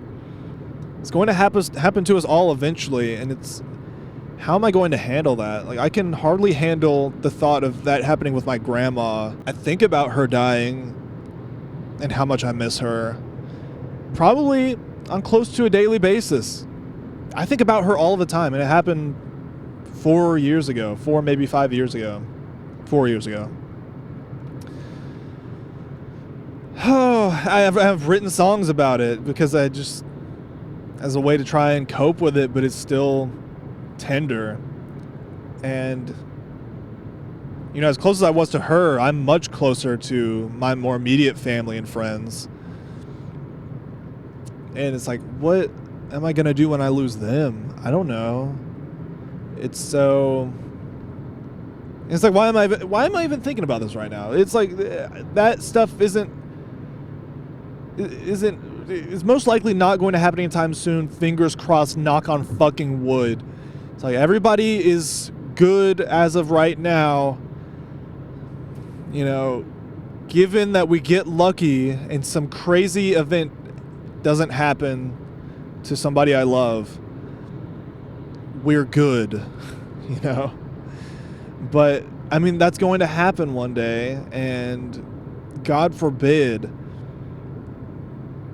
they get some kind of like slow degenerative disease like Alzheimer's or something, and then that would be a fully traumatizing type of thing. And it's just like, dude, I don't know. I stress over this way too much, and I just think, what am I going to do? What the fuck am I going to do? It's good. It's so troubling to think about how hard my life has been and how many more troubles are waiting for me in the future. Because, I mean, the hardest events I've had to go through that have scarred me are nothing compared to what I'm going to have to go to at some point in the future. And that is so intimidating to me and crazy to even think about. But I try not to think about that. Anyway, that's all the thoughts I have on this. Let me, all the people skipping forward through that part, let me try and flag them down. Wait! Stop skipping forward! Okay, I'm going to give you 10 seconds here to stop skipping forward. All that shit is over with. Stop! Stop. Oh, God, the people behind me probably think I'm waving at them. Let me wave right here. Stop. Stop. Stop skipping forward. Stop it. I'm done. I'm done talking about that stuff. You don't have to hear it anymore. We're moving on to something else. I'm ready to move on. If you skipped it, don't worry. You didn't miss anything. It's okay. We're going on to something else, and it was not important. You didn't need to hear it. Don't be tempted to go back and listen, because it's over with. It was just dumb. It was a dumb thought. Anyway,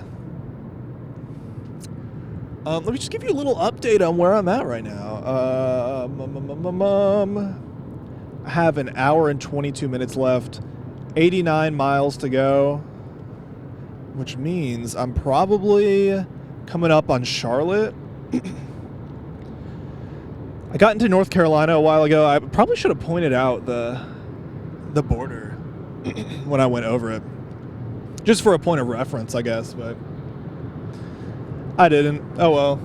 It was maybe like 20 minutes ago, maybe a little more, 30 minutes ago.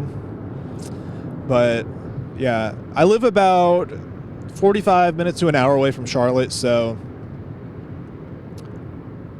considering there's an hour and 20 minutes left, I'm going to start coming up on the far end of Charlotte first, go through Charlotte, and then get to a point that I can get myself home without the GPS. Most of this drive, I don't even know why I still use a GPS, honestly, because most of this drive is just a straight shot, but because it's 3.5 hours, I'm paranoid that sometimes the GPS will tell you, save 30 minutes by taking this alternate route. And I go, oh, holy shit. If I wasn't using a GPS, like, this just saved me so much time. I'm so glad I was using my GPS. And also, I'm afraid I will get cocky and feel like I know where I'm going, drive for like 5 hours and be like, wait, I'm not home yet. What happened? And then I end up and I'm in Florida or something. And I'm like, oh, shit. And then I got to drive all the way back. And yeah. So just for the sake of peace of mind, I just keep my GPS on here, even though it is just kind of a straight shot. And yep, don't know where I was going with that. What is wrong with me? Like, legitimately, what is wrong with me? But I think I was touching on this before. The Christmas album that I have coming out. Let me just talk about it a little bit. Spoilers, because it's not out yet. It's not even really close to done. I'm hoping to finish it very soon, but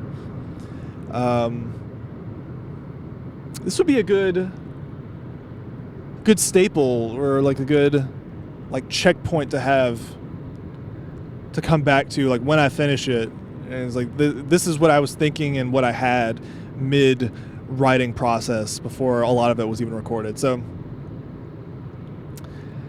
as y'all know, I've been listening to Alex G obsessively lately, which is just my personality, and it's just happening. I think he is so good. Spotify Wrapped happened. Guess who was my number one? Alex G. For 2 years, I think it was like 2017, 2018, or 2018, 2019, something like that. It was Jeff Rosenstock. 2020, 2021, the Beatles were my number one listened to artist.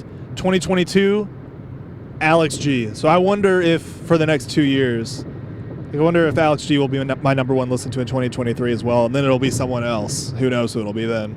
But I've been listening to him a ton, and I don't want to write music like him. I love his music, don't get me wrong, but I don't want to write music like his. I want to write it like Alex G adjacent. Like, I just want to work in themes that he uses, and he does a lot of folk stuff with electronic integrated into it in some way, and he likes to fuck with his voice, like the pitch of his voice, like auto-tune, or like pitch it all the way up or all the way down, and it sounds interesting.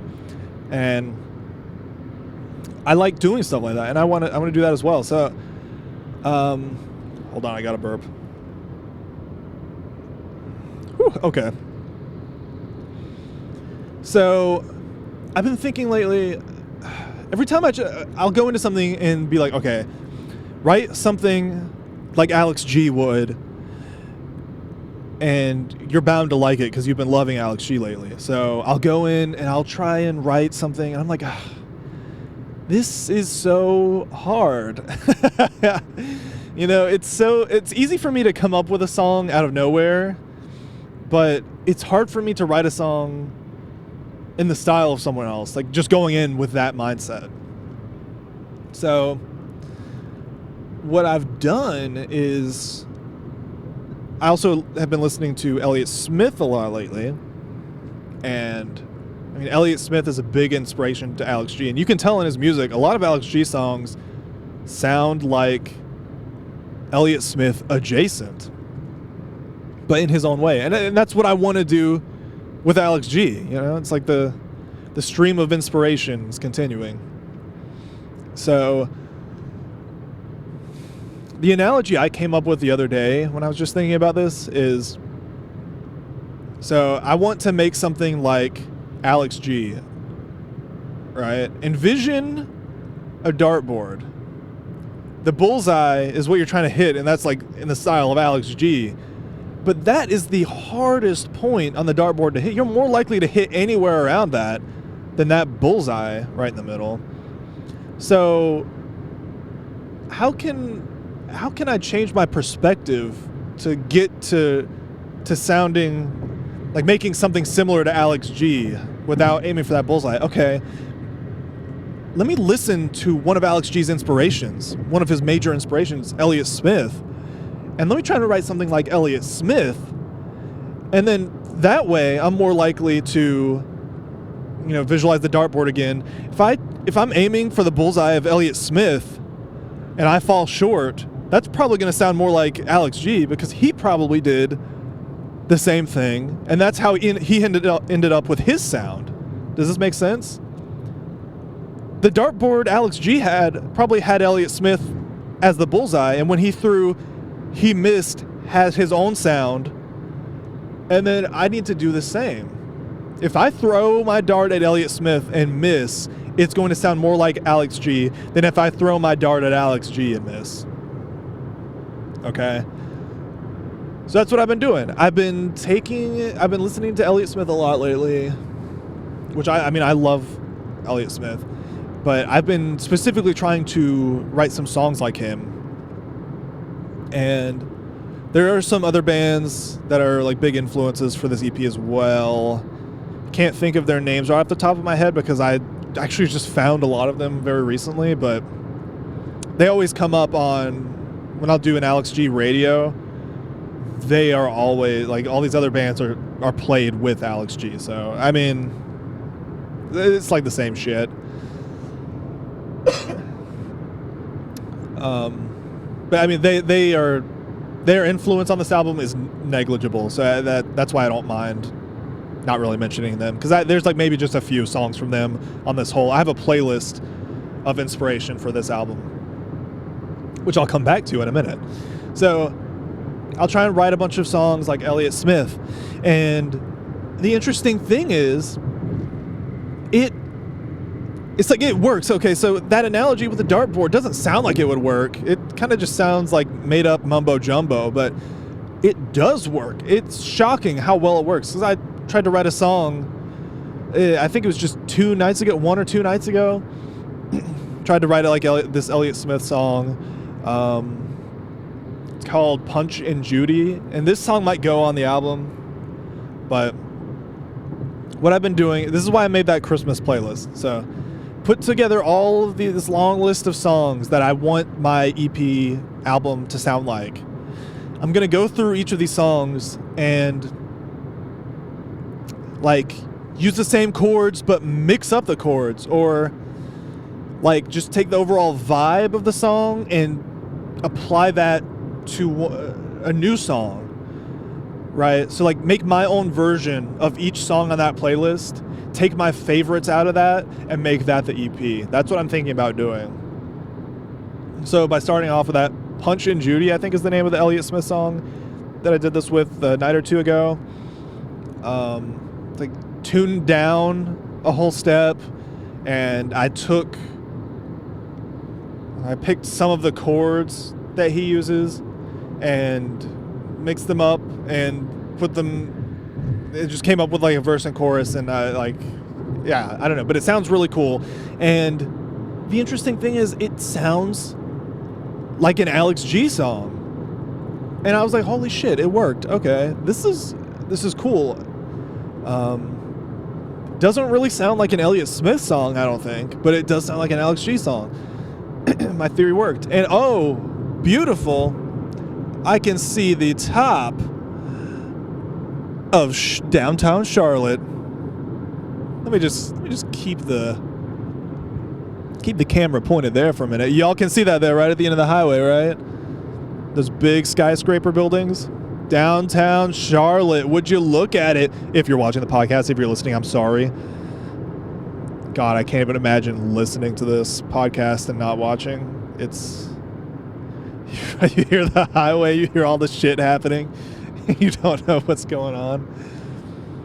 Okay, anyway. They're gone behind the trees. Okay.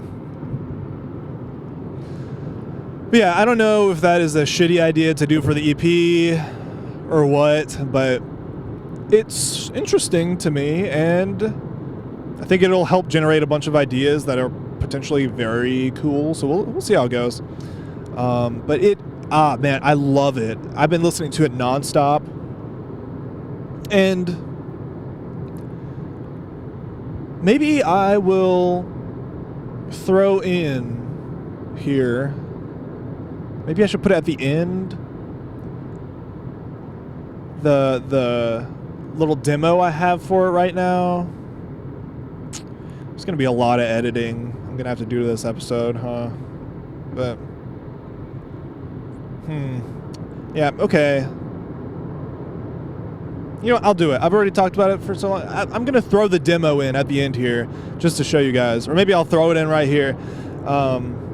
It's got this cool walk down thing. I go from I don't want to get too into the lingo, but I do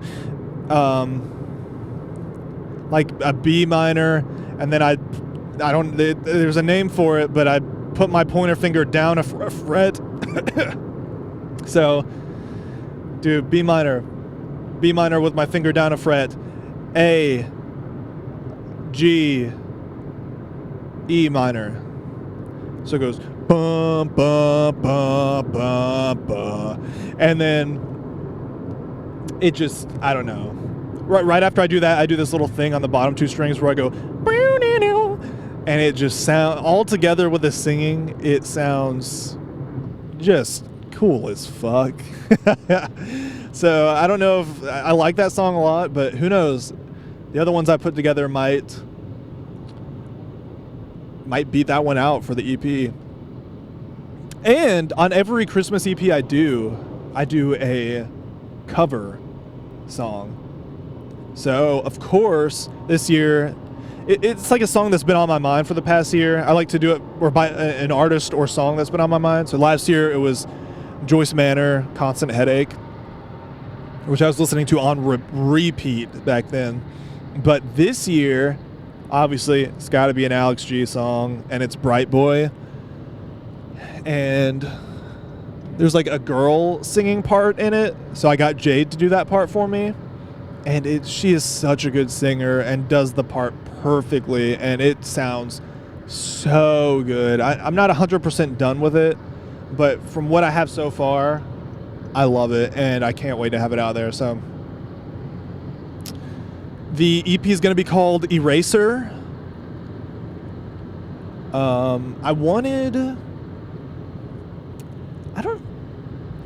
I think like the title of the album and the album cover are very Alex G-esque, because I wanted to do something.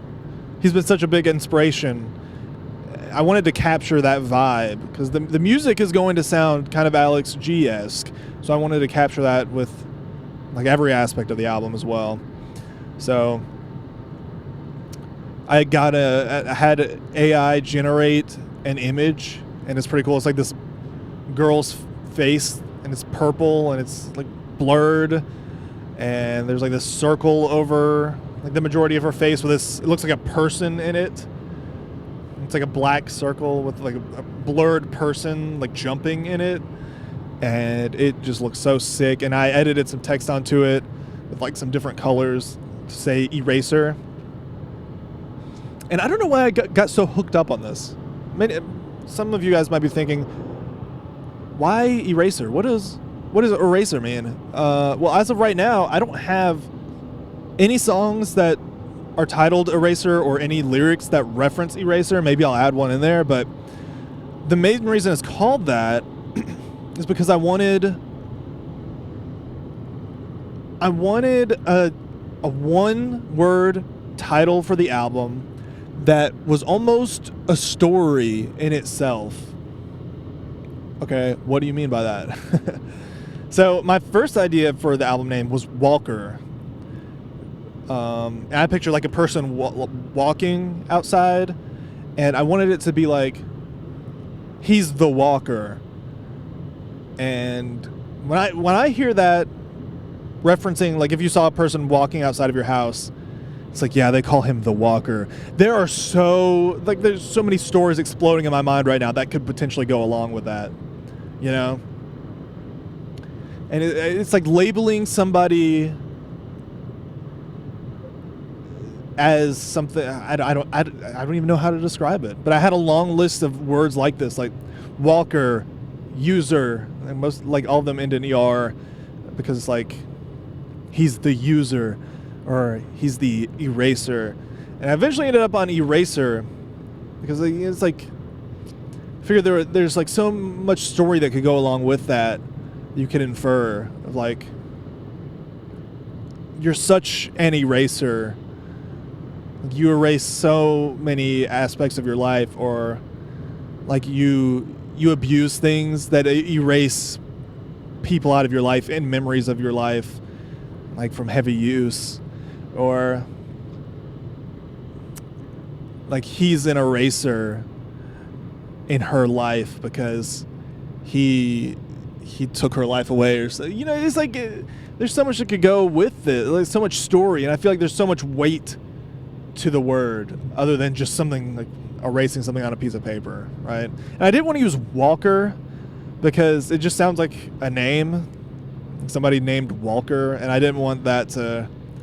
I did like Walker more, and maybe that could have been fixed with like an image of somebody walking, but visually I just wasn't really feeling that. I can't really visualize a cool album artwork with like Walker in the way that I wanted, and plus if you were just to tell somebody the album name is Walker, they would think name, and that's somebody's name. So Eraser is what I ended on.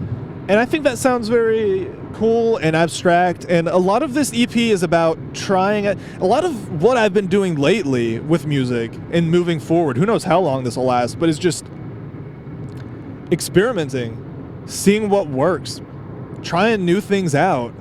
And who gives a fuck if it sounds bad? I mean, as long as I make it sound good to me, who cares if I make a fool of myself? Like, on this Elliott Smith song,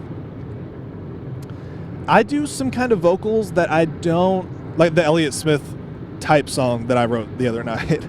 I do some vocals that I've never and have never even contemplated doing on anything before. It's like I do like a high-pitched southern voice and I'm whispering it. And it sounds silly, but I think it gives a whole vibe to the song that is so cool. And you guys will hear it. I'll put it in. Or maybe you already have a, you know, no, I'll put it in at the end. I'll put it in after I give my rec. But, oh, man, I love it so much. And I just love doing different weird things like that.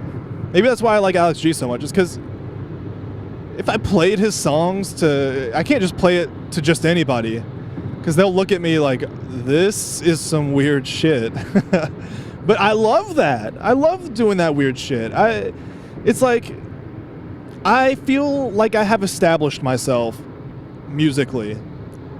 I made an album, my self-titled album, where every note I placed with such care. I spent hours perfecting that album, making sure everything sounded exactly the way I wanted. And that album is maybe the greatest thing I'll ever do, because I don't know if I could ever do that again, work that hard on a project and be that OCD about every little aspect of it. Oh no, computer screensaver, please. Oh, thank God it's still recording.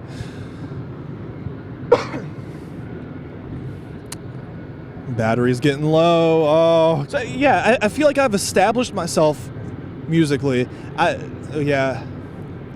With my self-titled album, with Melodramatic, I did everything exactly how I wanted. I laid it down perfectly.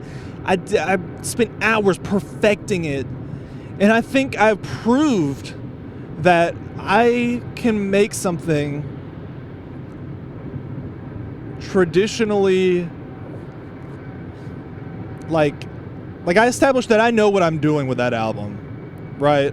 I like to think I did that at least. Like, I can write songs, I can make them sound good, you know, good quality. I can do that. Now, let me go on a little adventure here. Like, for these next albums, if they sound shitty, it's not because I don't know what I'm doing. I established I know what I'm doing. I'm doing it for a reason. I'm making it sound shitty for a reason. Now it's your job to figure out why I'm doing that, you know? Look at it in more of a sense of, oh, he intentionally fucked that up or didn't go back to fix that. That was a decision, and you can come to the conclusion, maybe that was a shit decision. This sounds like ass, but at the end of the day, I established, like, that wasn't a mistake that I just ignored. That is there for a reason, you know? Kind of like, what was it, Picasso? I mean, he obviously, any of those great artists, they established that they knew what they were doing, and then when they just started painting triangles and people's faces all fucked up, it's like you knew that wasn't because they were bad. It was because they were experimenting. They were going outside the box. And I'm not saying I'm like any of those great artists. I'm not even saying I'm a great artist, but it's like I'm doing something similar. I like to think. Like, I've proven to myself that I can hit the mark on something of high quality in terms of like production. Now I'm experimenting. I'm doing my own thing. So this EP and the next album are, I mean, who knows? What if they're like better because I'm just doing my own thing and not thinking so much about high production? That'll be interesting. That'll be really interesting to find out. All right, gonna take a sip of my DP. My throat is hurting so bad, dude.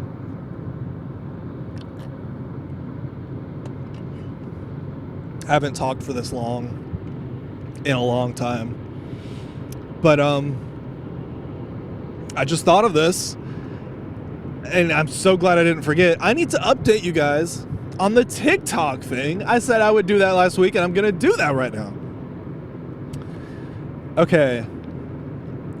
It's really interesting. I told myself, you need to upload a TikTok every day, or, you know, if you miss a day, that's fine, but just upload when you think about it as much as you can, at least once a day. Try for that. And it can be anything. Just put something out there. So I did that. The first thing I did, what was it? It was me playing guitar for the first two, because I was trying to do more melodramatic based things. And I think it was it was Bright Boy. It was that cover I was talking about earlier. So I got in my own head, and I didn't want to play it live, like me and my guitar just playing to the camera. I kind of fooled the watchers a little bit. I recorded myself playing along with the track, and then in post-production I added the actual audio file in the background. So it looked like I was singing really good and playing the guitar, but really it was just pre-recorded audio track. But to kind of drive the illusion home, in the beginning of the video, I look around the room as if I'm talking to people, even though I was alone, and I go, all right, are you guys ready? All right, here we go. And then I start playing the song, and I just mesh the audio so that it looks like I go right into singing the song. And I mean, it looks real. I mean, it looks legit. So I uploaded that. and it got more likes than I thought it would. It got like 15 likes, I want to say, and maybe like 20 likes and about 200 views. So it's like for every 10 views I got a like, which I thought was a pretty good standard, honestly. Then I uploaded another one. It's this song that's going to be on the album Jade and I are doing. It's called I Like You. And it's very Alex G-esque and a little bit funky, but it's really cool.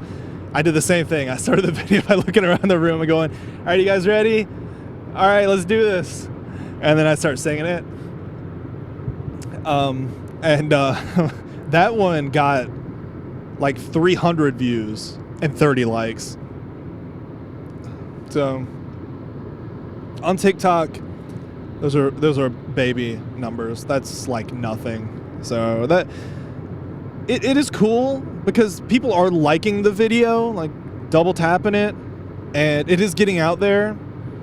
I don't expect these shitty videos in my living room to like pop off or anything, but I mean, at the end of the day, at least it's getting out there.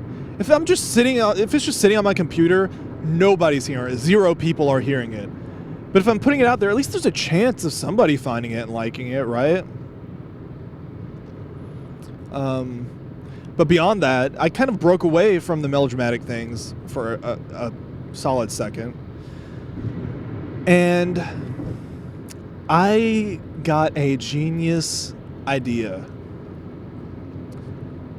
I got home from school one day, and this helicopter was flying overhead. It was low. It was really low. So low that I pulled out my phone immediately, and I started filming it. And I was thinking, yeah, well, what can I do for the TikTok for today? There's this guy named Cedric that lives in North Carolina that was really big on Vine, and now he's really big on TikTok.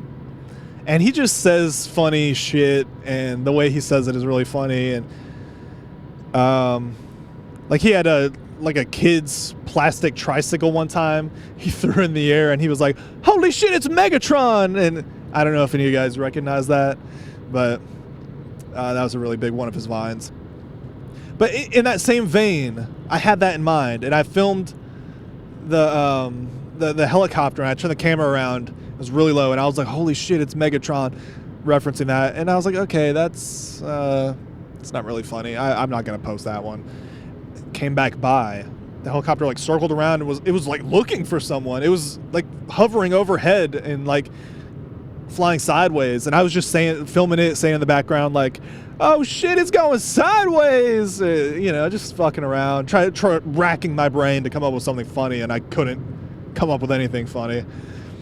But I went inside, and just for some reason, I guess maybe it was along the thought process of, it looked like they were looking for somebody, and I was thinking, oh shit, it's like those videos where, it's from the plane cockpit or in a helicopter, and you see somebody shining a laser, and you see it like flashing the pilots, right?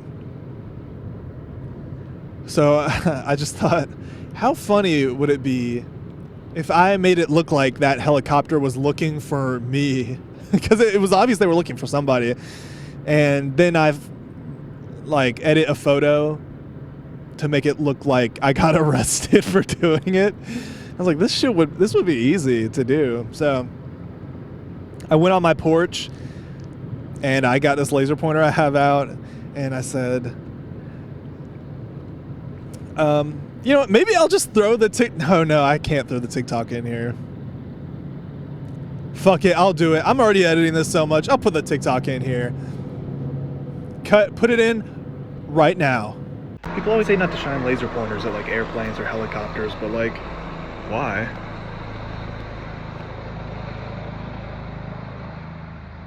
I'm going sideways.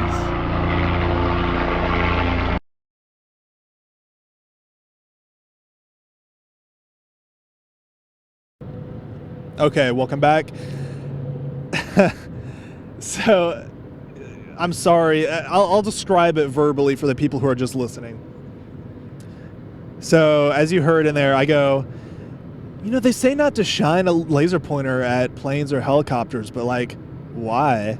And in the video, I turn the camera around and I film myself like start pointing a laser pointer up in the sky, and I cut together the audio and video from like maybe 20 minutes before when I saw that helicopter, and I made it look like the helicopter was flying overhead while I was saying all that stuff with the laser pointer, when in reality it was like there was a big time difference. So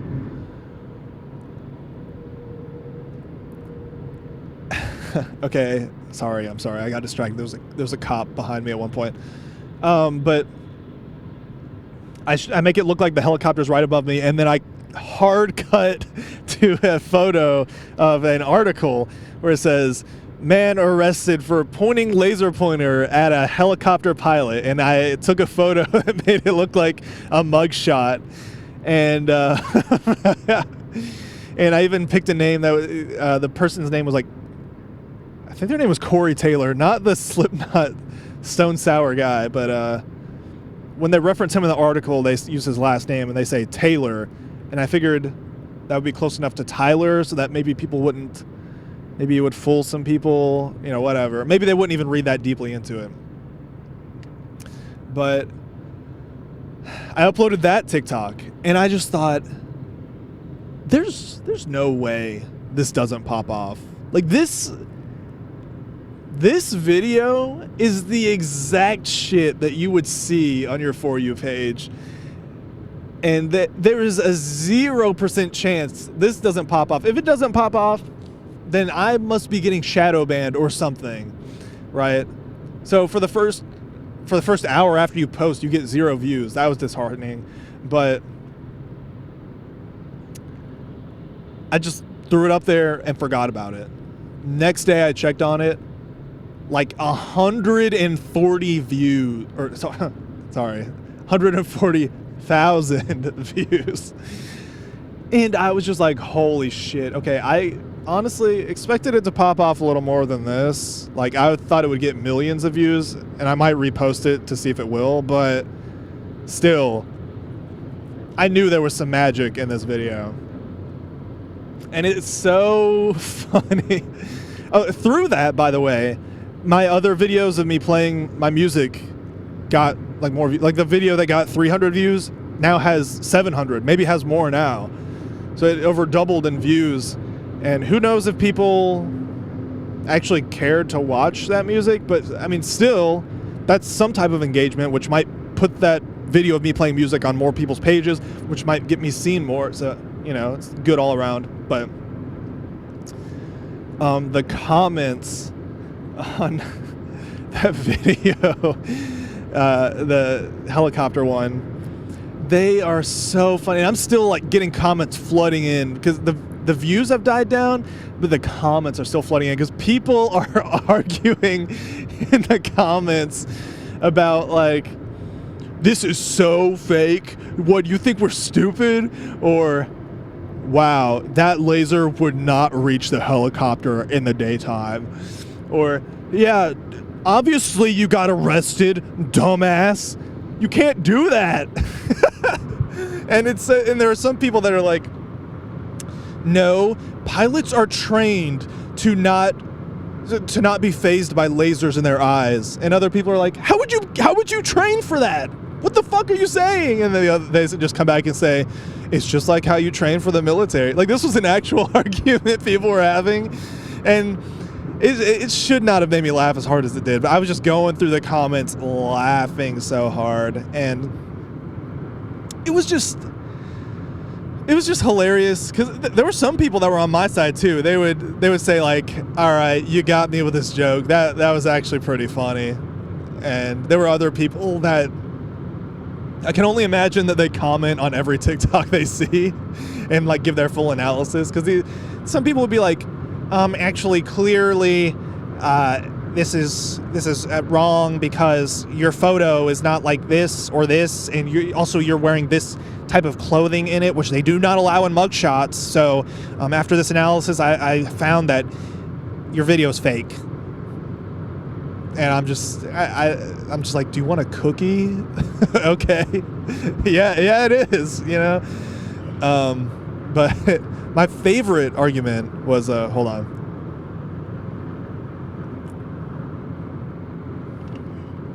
So, in the Real article, woo, come on, laptop, you can make it. 40 minutes left.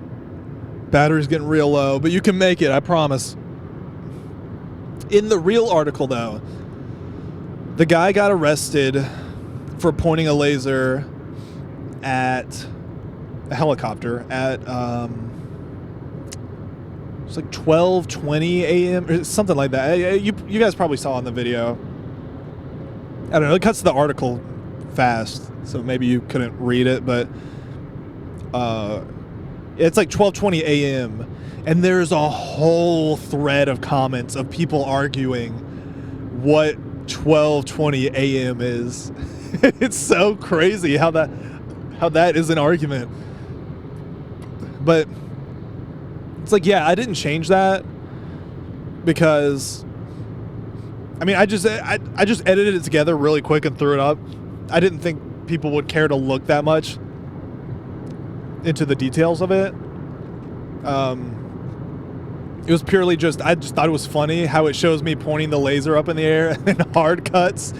Or no, pointing the laser up in the air, you see the helicopter like look like it turns around, and then hard cut to my mugshot. So I didn't really anticipate people reading this deeply into it, but there were people saying like, no, 12:20 a.m. is in the afternoon, and people are like, no, are you stupid? That's like at midnight. That is like 20 minutes past midnight is 12:20 a.m. And there's like so many comments going back and forth like, no, you're wrong, and getting super heated. But yeah, it's so funny. Again, not as many views as I was thinking. So maybe I won't post it back to back. Maybe I'll go like a week or maybe a few weeks, like build up some posts and then repost it so that you can't obviously see them like back to back on my profile. I don't know what that affects anyway, but I don't think that even affects anything. But just so I'm not fully clout chaser, which I am fully a clout chaser, but I'm not that fully a clout chaser. But I don't know. I need to upload one today. What is it going to be? This TikTok journey, I'm glad I'm doing this. And I'm glad I'm being held accountable by the fine folks at Wiretap. Because it's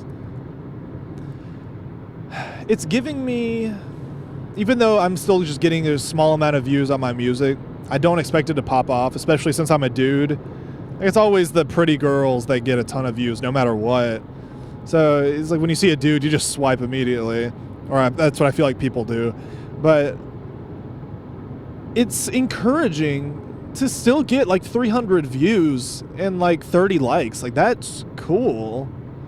Because that means, I mean, any kind of interaction is cool. So, yeah, I don't know. Gonna keep it going. Oh man, can y'all see this? There's a strobe effect these lights are giving out here. So the street lights are going crazy there. Which, by the way, I'm getting pretty close to home.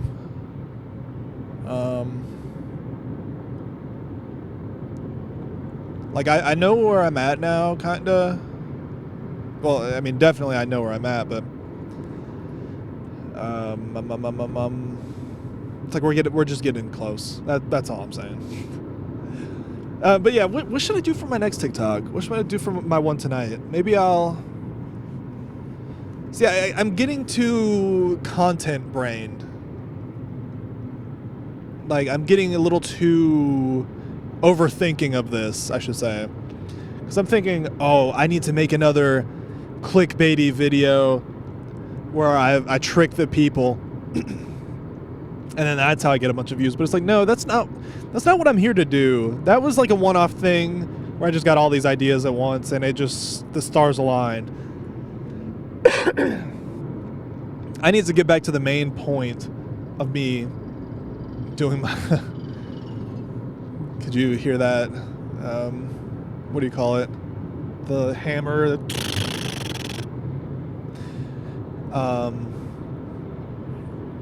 But yeah, I need to get to the main point of why I'm doing this TikTok experiment, is to further melodramatic in any way I can. It's my last ditch effort. And what I'm thinking about doing, I may have mentioned this before, but I want to take famous, or I want to take music scenes from popular shows, movies, things like that, and I want to rescore them with new original music by me and do it in my own way. Do something that I think would make it better or cooler or give a different vibe to it. And I think that legitimately has potential to pop off. Because there's this guy on TikTok who he popped off in the past just couple months, and he's really great. What he's been doing is he'll take a globe in his room, he'll spin it, stop it with one finger, and the country that he stops on or lands on, he picks an artist there to collaborate with, and they make a song together. And they're always so good, and such good artists and such good songs, and it's crazy, and it's from countries like sometimes I've never heard of. And so that's just such an interesting and unique and great idea, dude, that I think my idea has potential like that as well, you know? Like, imagine just a beautiful scene from a movie rescored in this new way. You know, people have such a strong connection to movie scenes, like specific movie scenes. I, for one, will go back on YouTube and just rewatch specific scenes of movies that I like, because some scenes alone make an entire movie. Like, they're the pinnacle of the movie.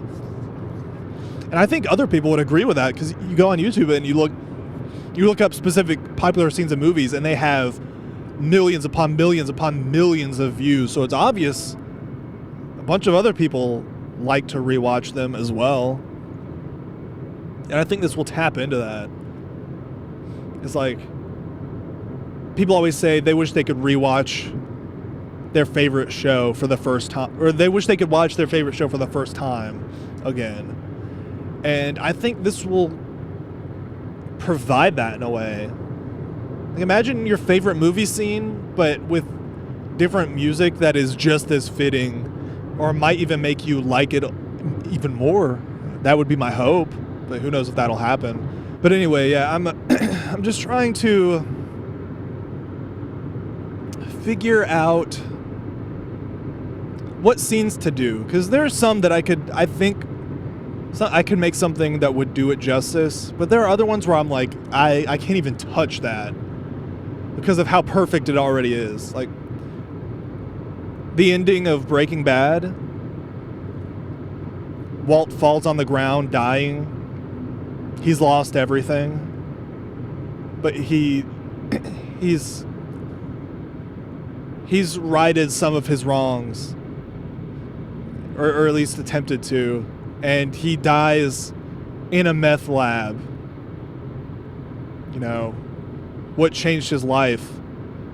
The very thing that changed his life. And then Baby Blue starts playing by Badfinger. You know, his meth was blue, and it's like such a fitting song and such a perfect song as the camera like floats above him and zooms out. I couldn't do anything else there, I don't think. I couldn't do anything that would make that better or different in any way. But what could I? It's like, what scenes can I mess with? And the other troublesome thing is doing something like this is high effort, but also high risk. And that's two things you don't want together. You know, if it's high effort, you want low risk. You want like pretty much guaranteed return on all that effort you put in. High risk along with high effort, it's like put in a bunch of effort for maybe possibly very little payoff. So it's like, what if, like, making these songs, it's probably going to take hours and a lot of brain power and thinking and inspiration to come up with these and get them sounding good enough to post. And it could just not get any views. And that's worrisome to me and almost makes me not want to do it. But I as this whole TikTok thing has been going, I need to just go for it and see what happens first before I make any just decisions right off the bat, you know?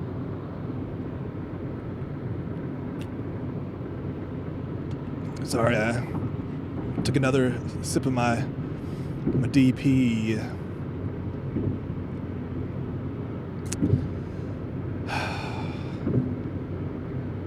Man, TikTok is hopefully going to be my saving grace. I keep seeing all these videos of people saying that TikTok changed their lives. It's these people on TikTok that started posting about things that they enjoy, and then it took off because of TikTok. And that's kind of what's inspiring me to really do this is, I mean, the odds of that happening with me and my music are very low, but I've got to give it a go. I've got to give it a try. What if something did pop off because of me posting on TikTok and like I finished school and I'm already set to do something that I love, like my dream thing. All because I just posted on TikTok. That would be insane. Oh no, battery. Okay. I'm only 27 minutes away, but I am going to have to end it. I'm on, I think it's like 5 or 10%, and it will not make it the rest of the way. And I would rather end it cleanly than it get abruptly shut off. So, okay. Well, I guess that's a good place to end it. That's good. No, it's fine. That's fine. Hey, this is probably going to be oh God. Has it been 3 hours? Because my drive is usually 3 hours and 30 minutes long, so I only have 30 minutes left of the drive, which makes me think this is going to be 3 hours long. Oh my God. 3 hour long podcast. Which, by the way, if I could do a 3 hour podcast every week, I would love to put that out, but it's like, I don't know. I don't know if I could do that. I just had especially a lot to talk about today and on the drive. But who knows? Maybe I'll get to that eventually. That would be sick. That'd be the dream.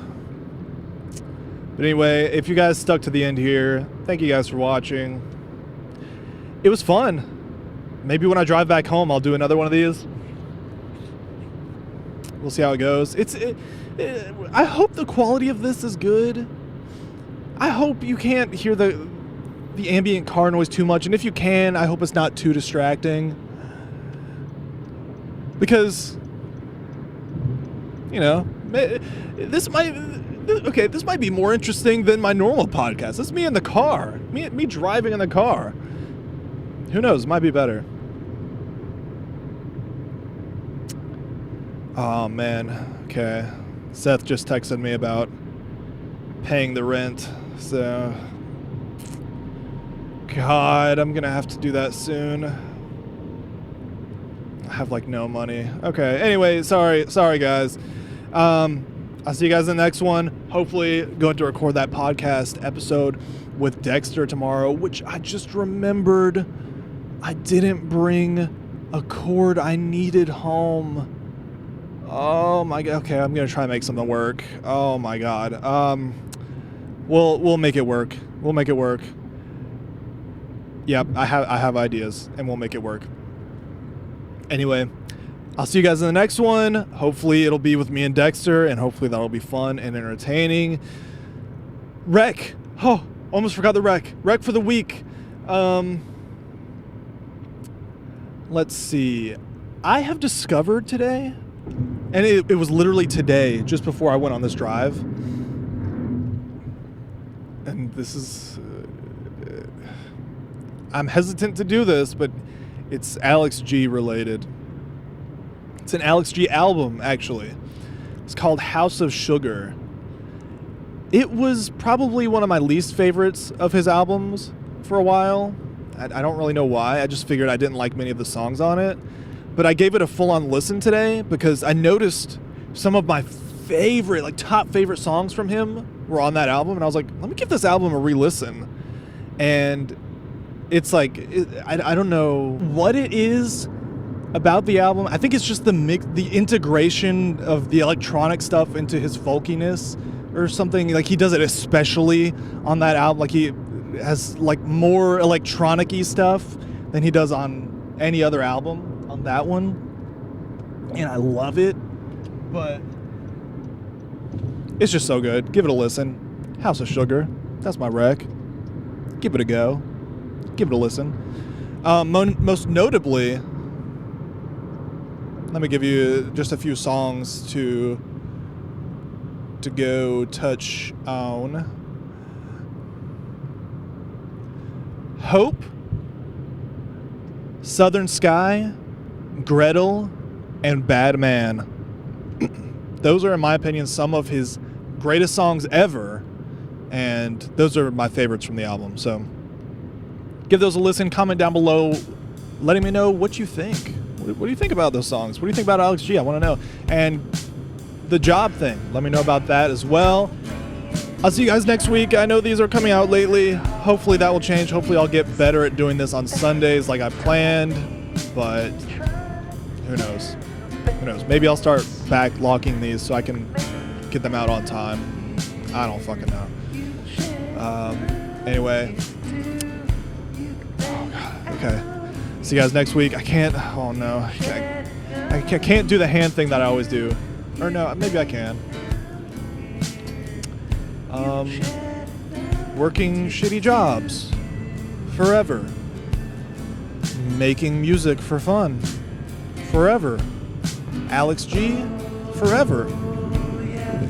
Wiretap forever. Bye guys. Bye. I'll see you guys in the next one. Bye. Bye. See ya. See you guys. Ta-ta. Bye. Bye. Bye. Oh, don't you dare think twice. Don't run, don't hide. Don't run.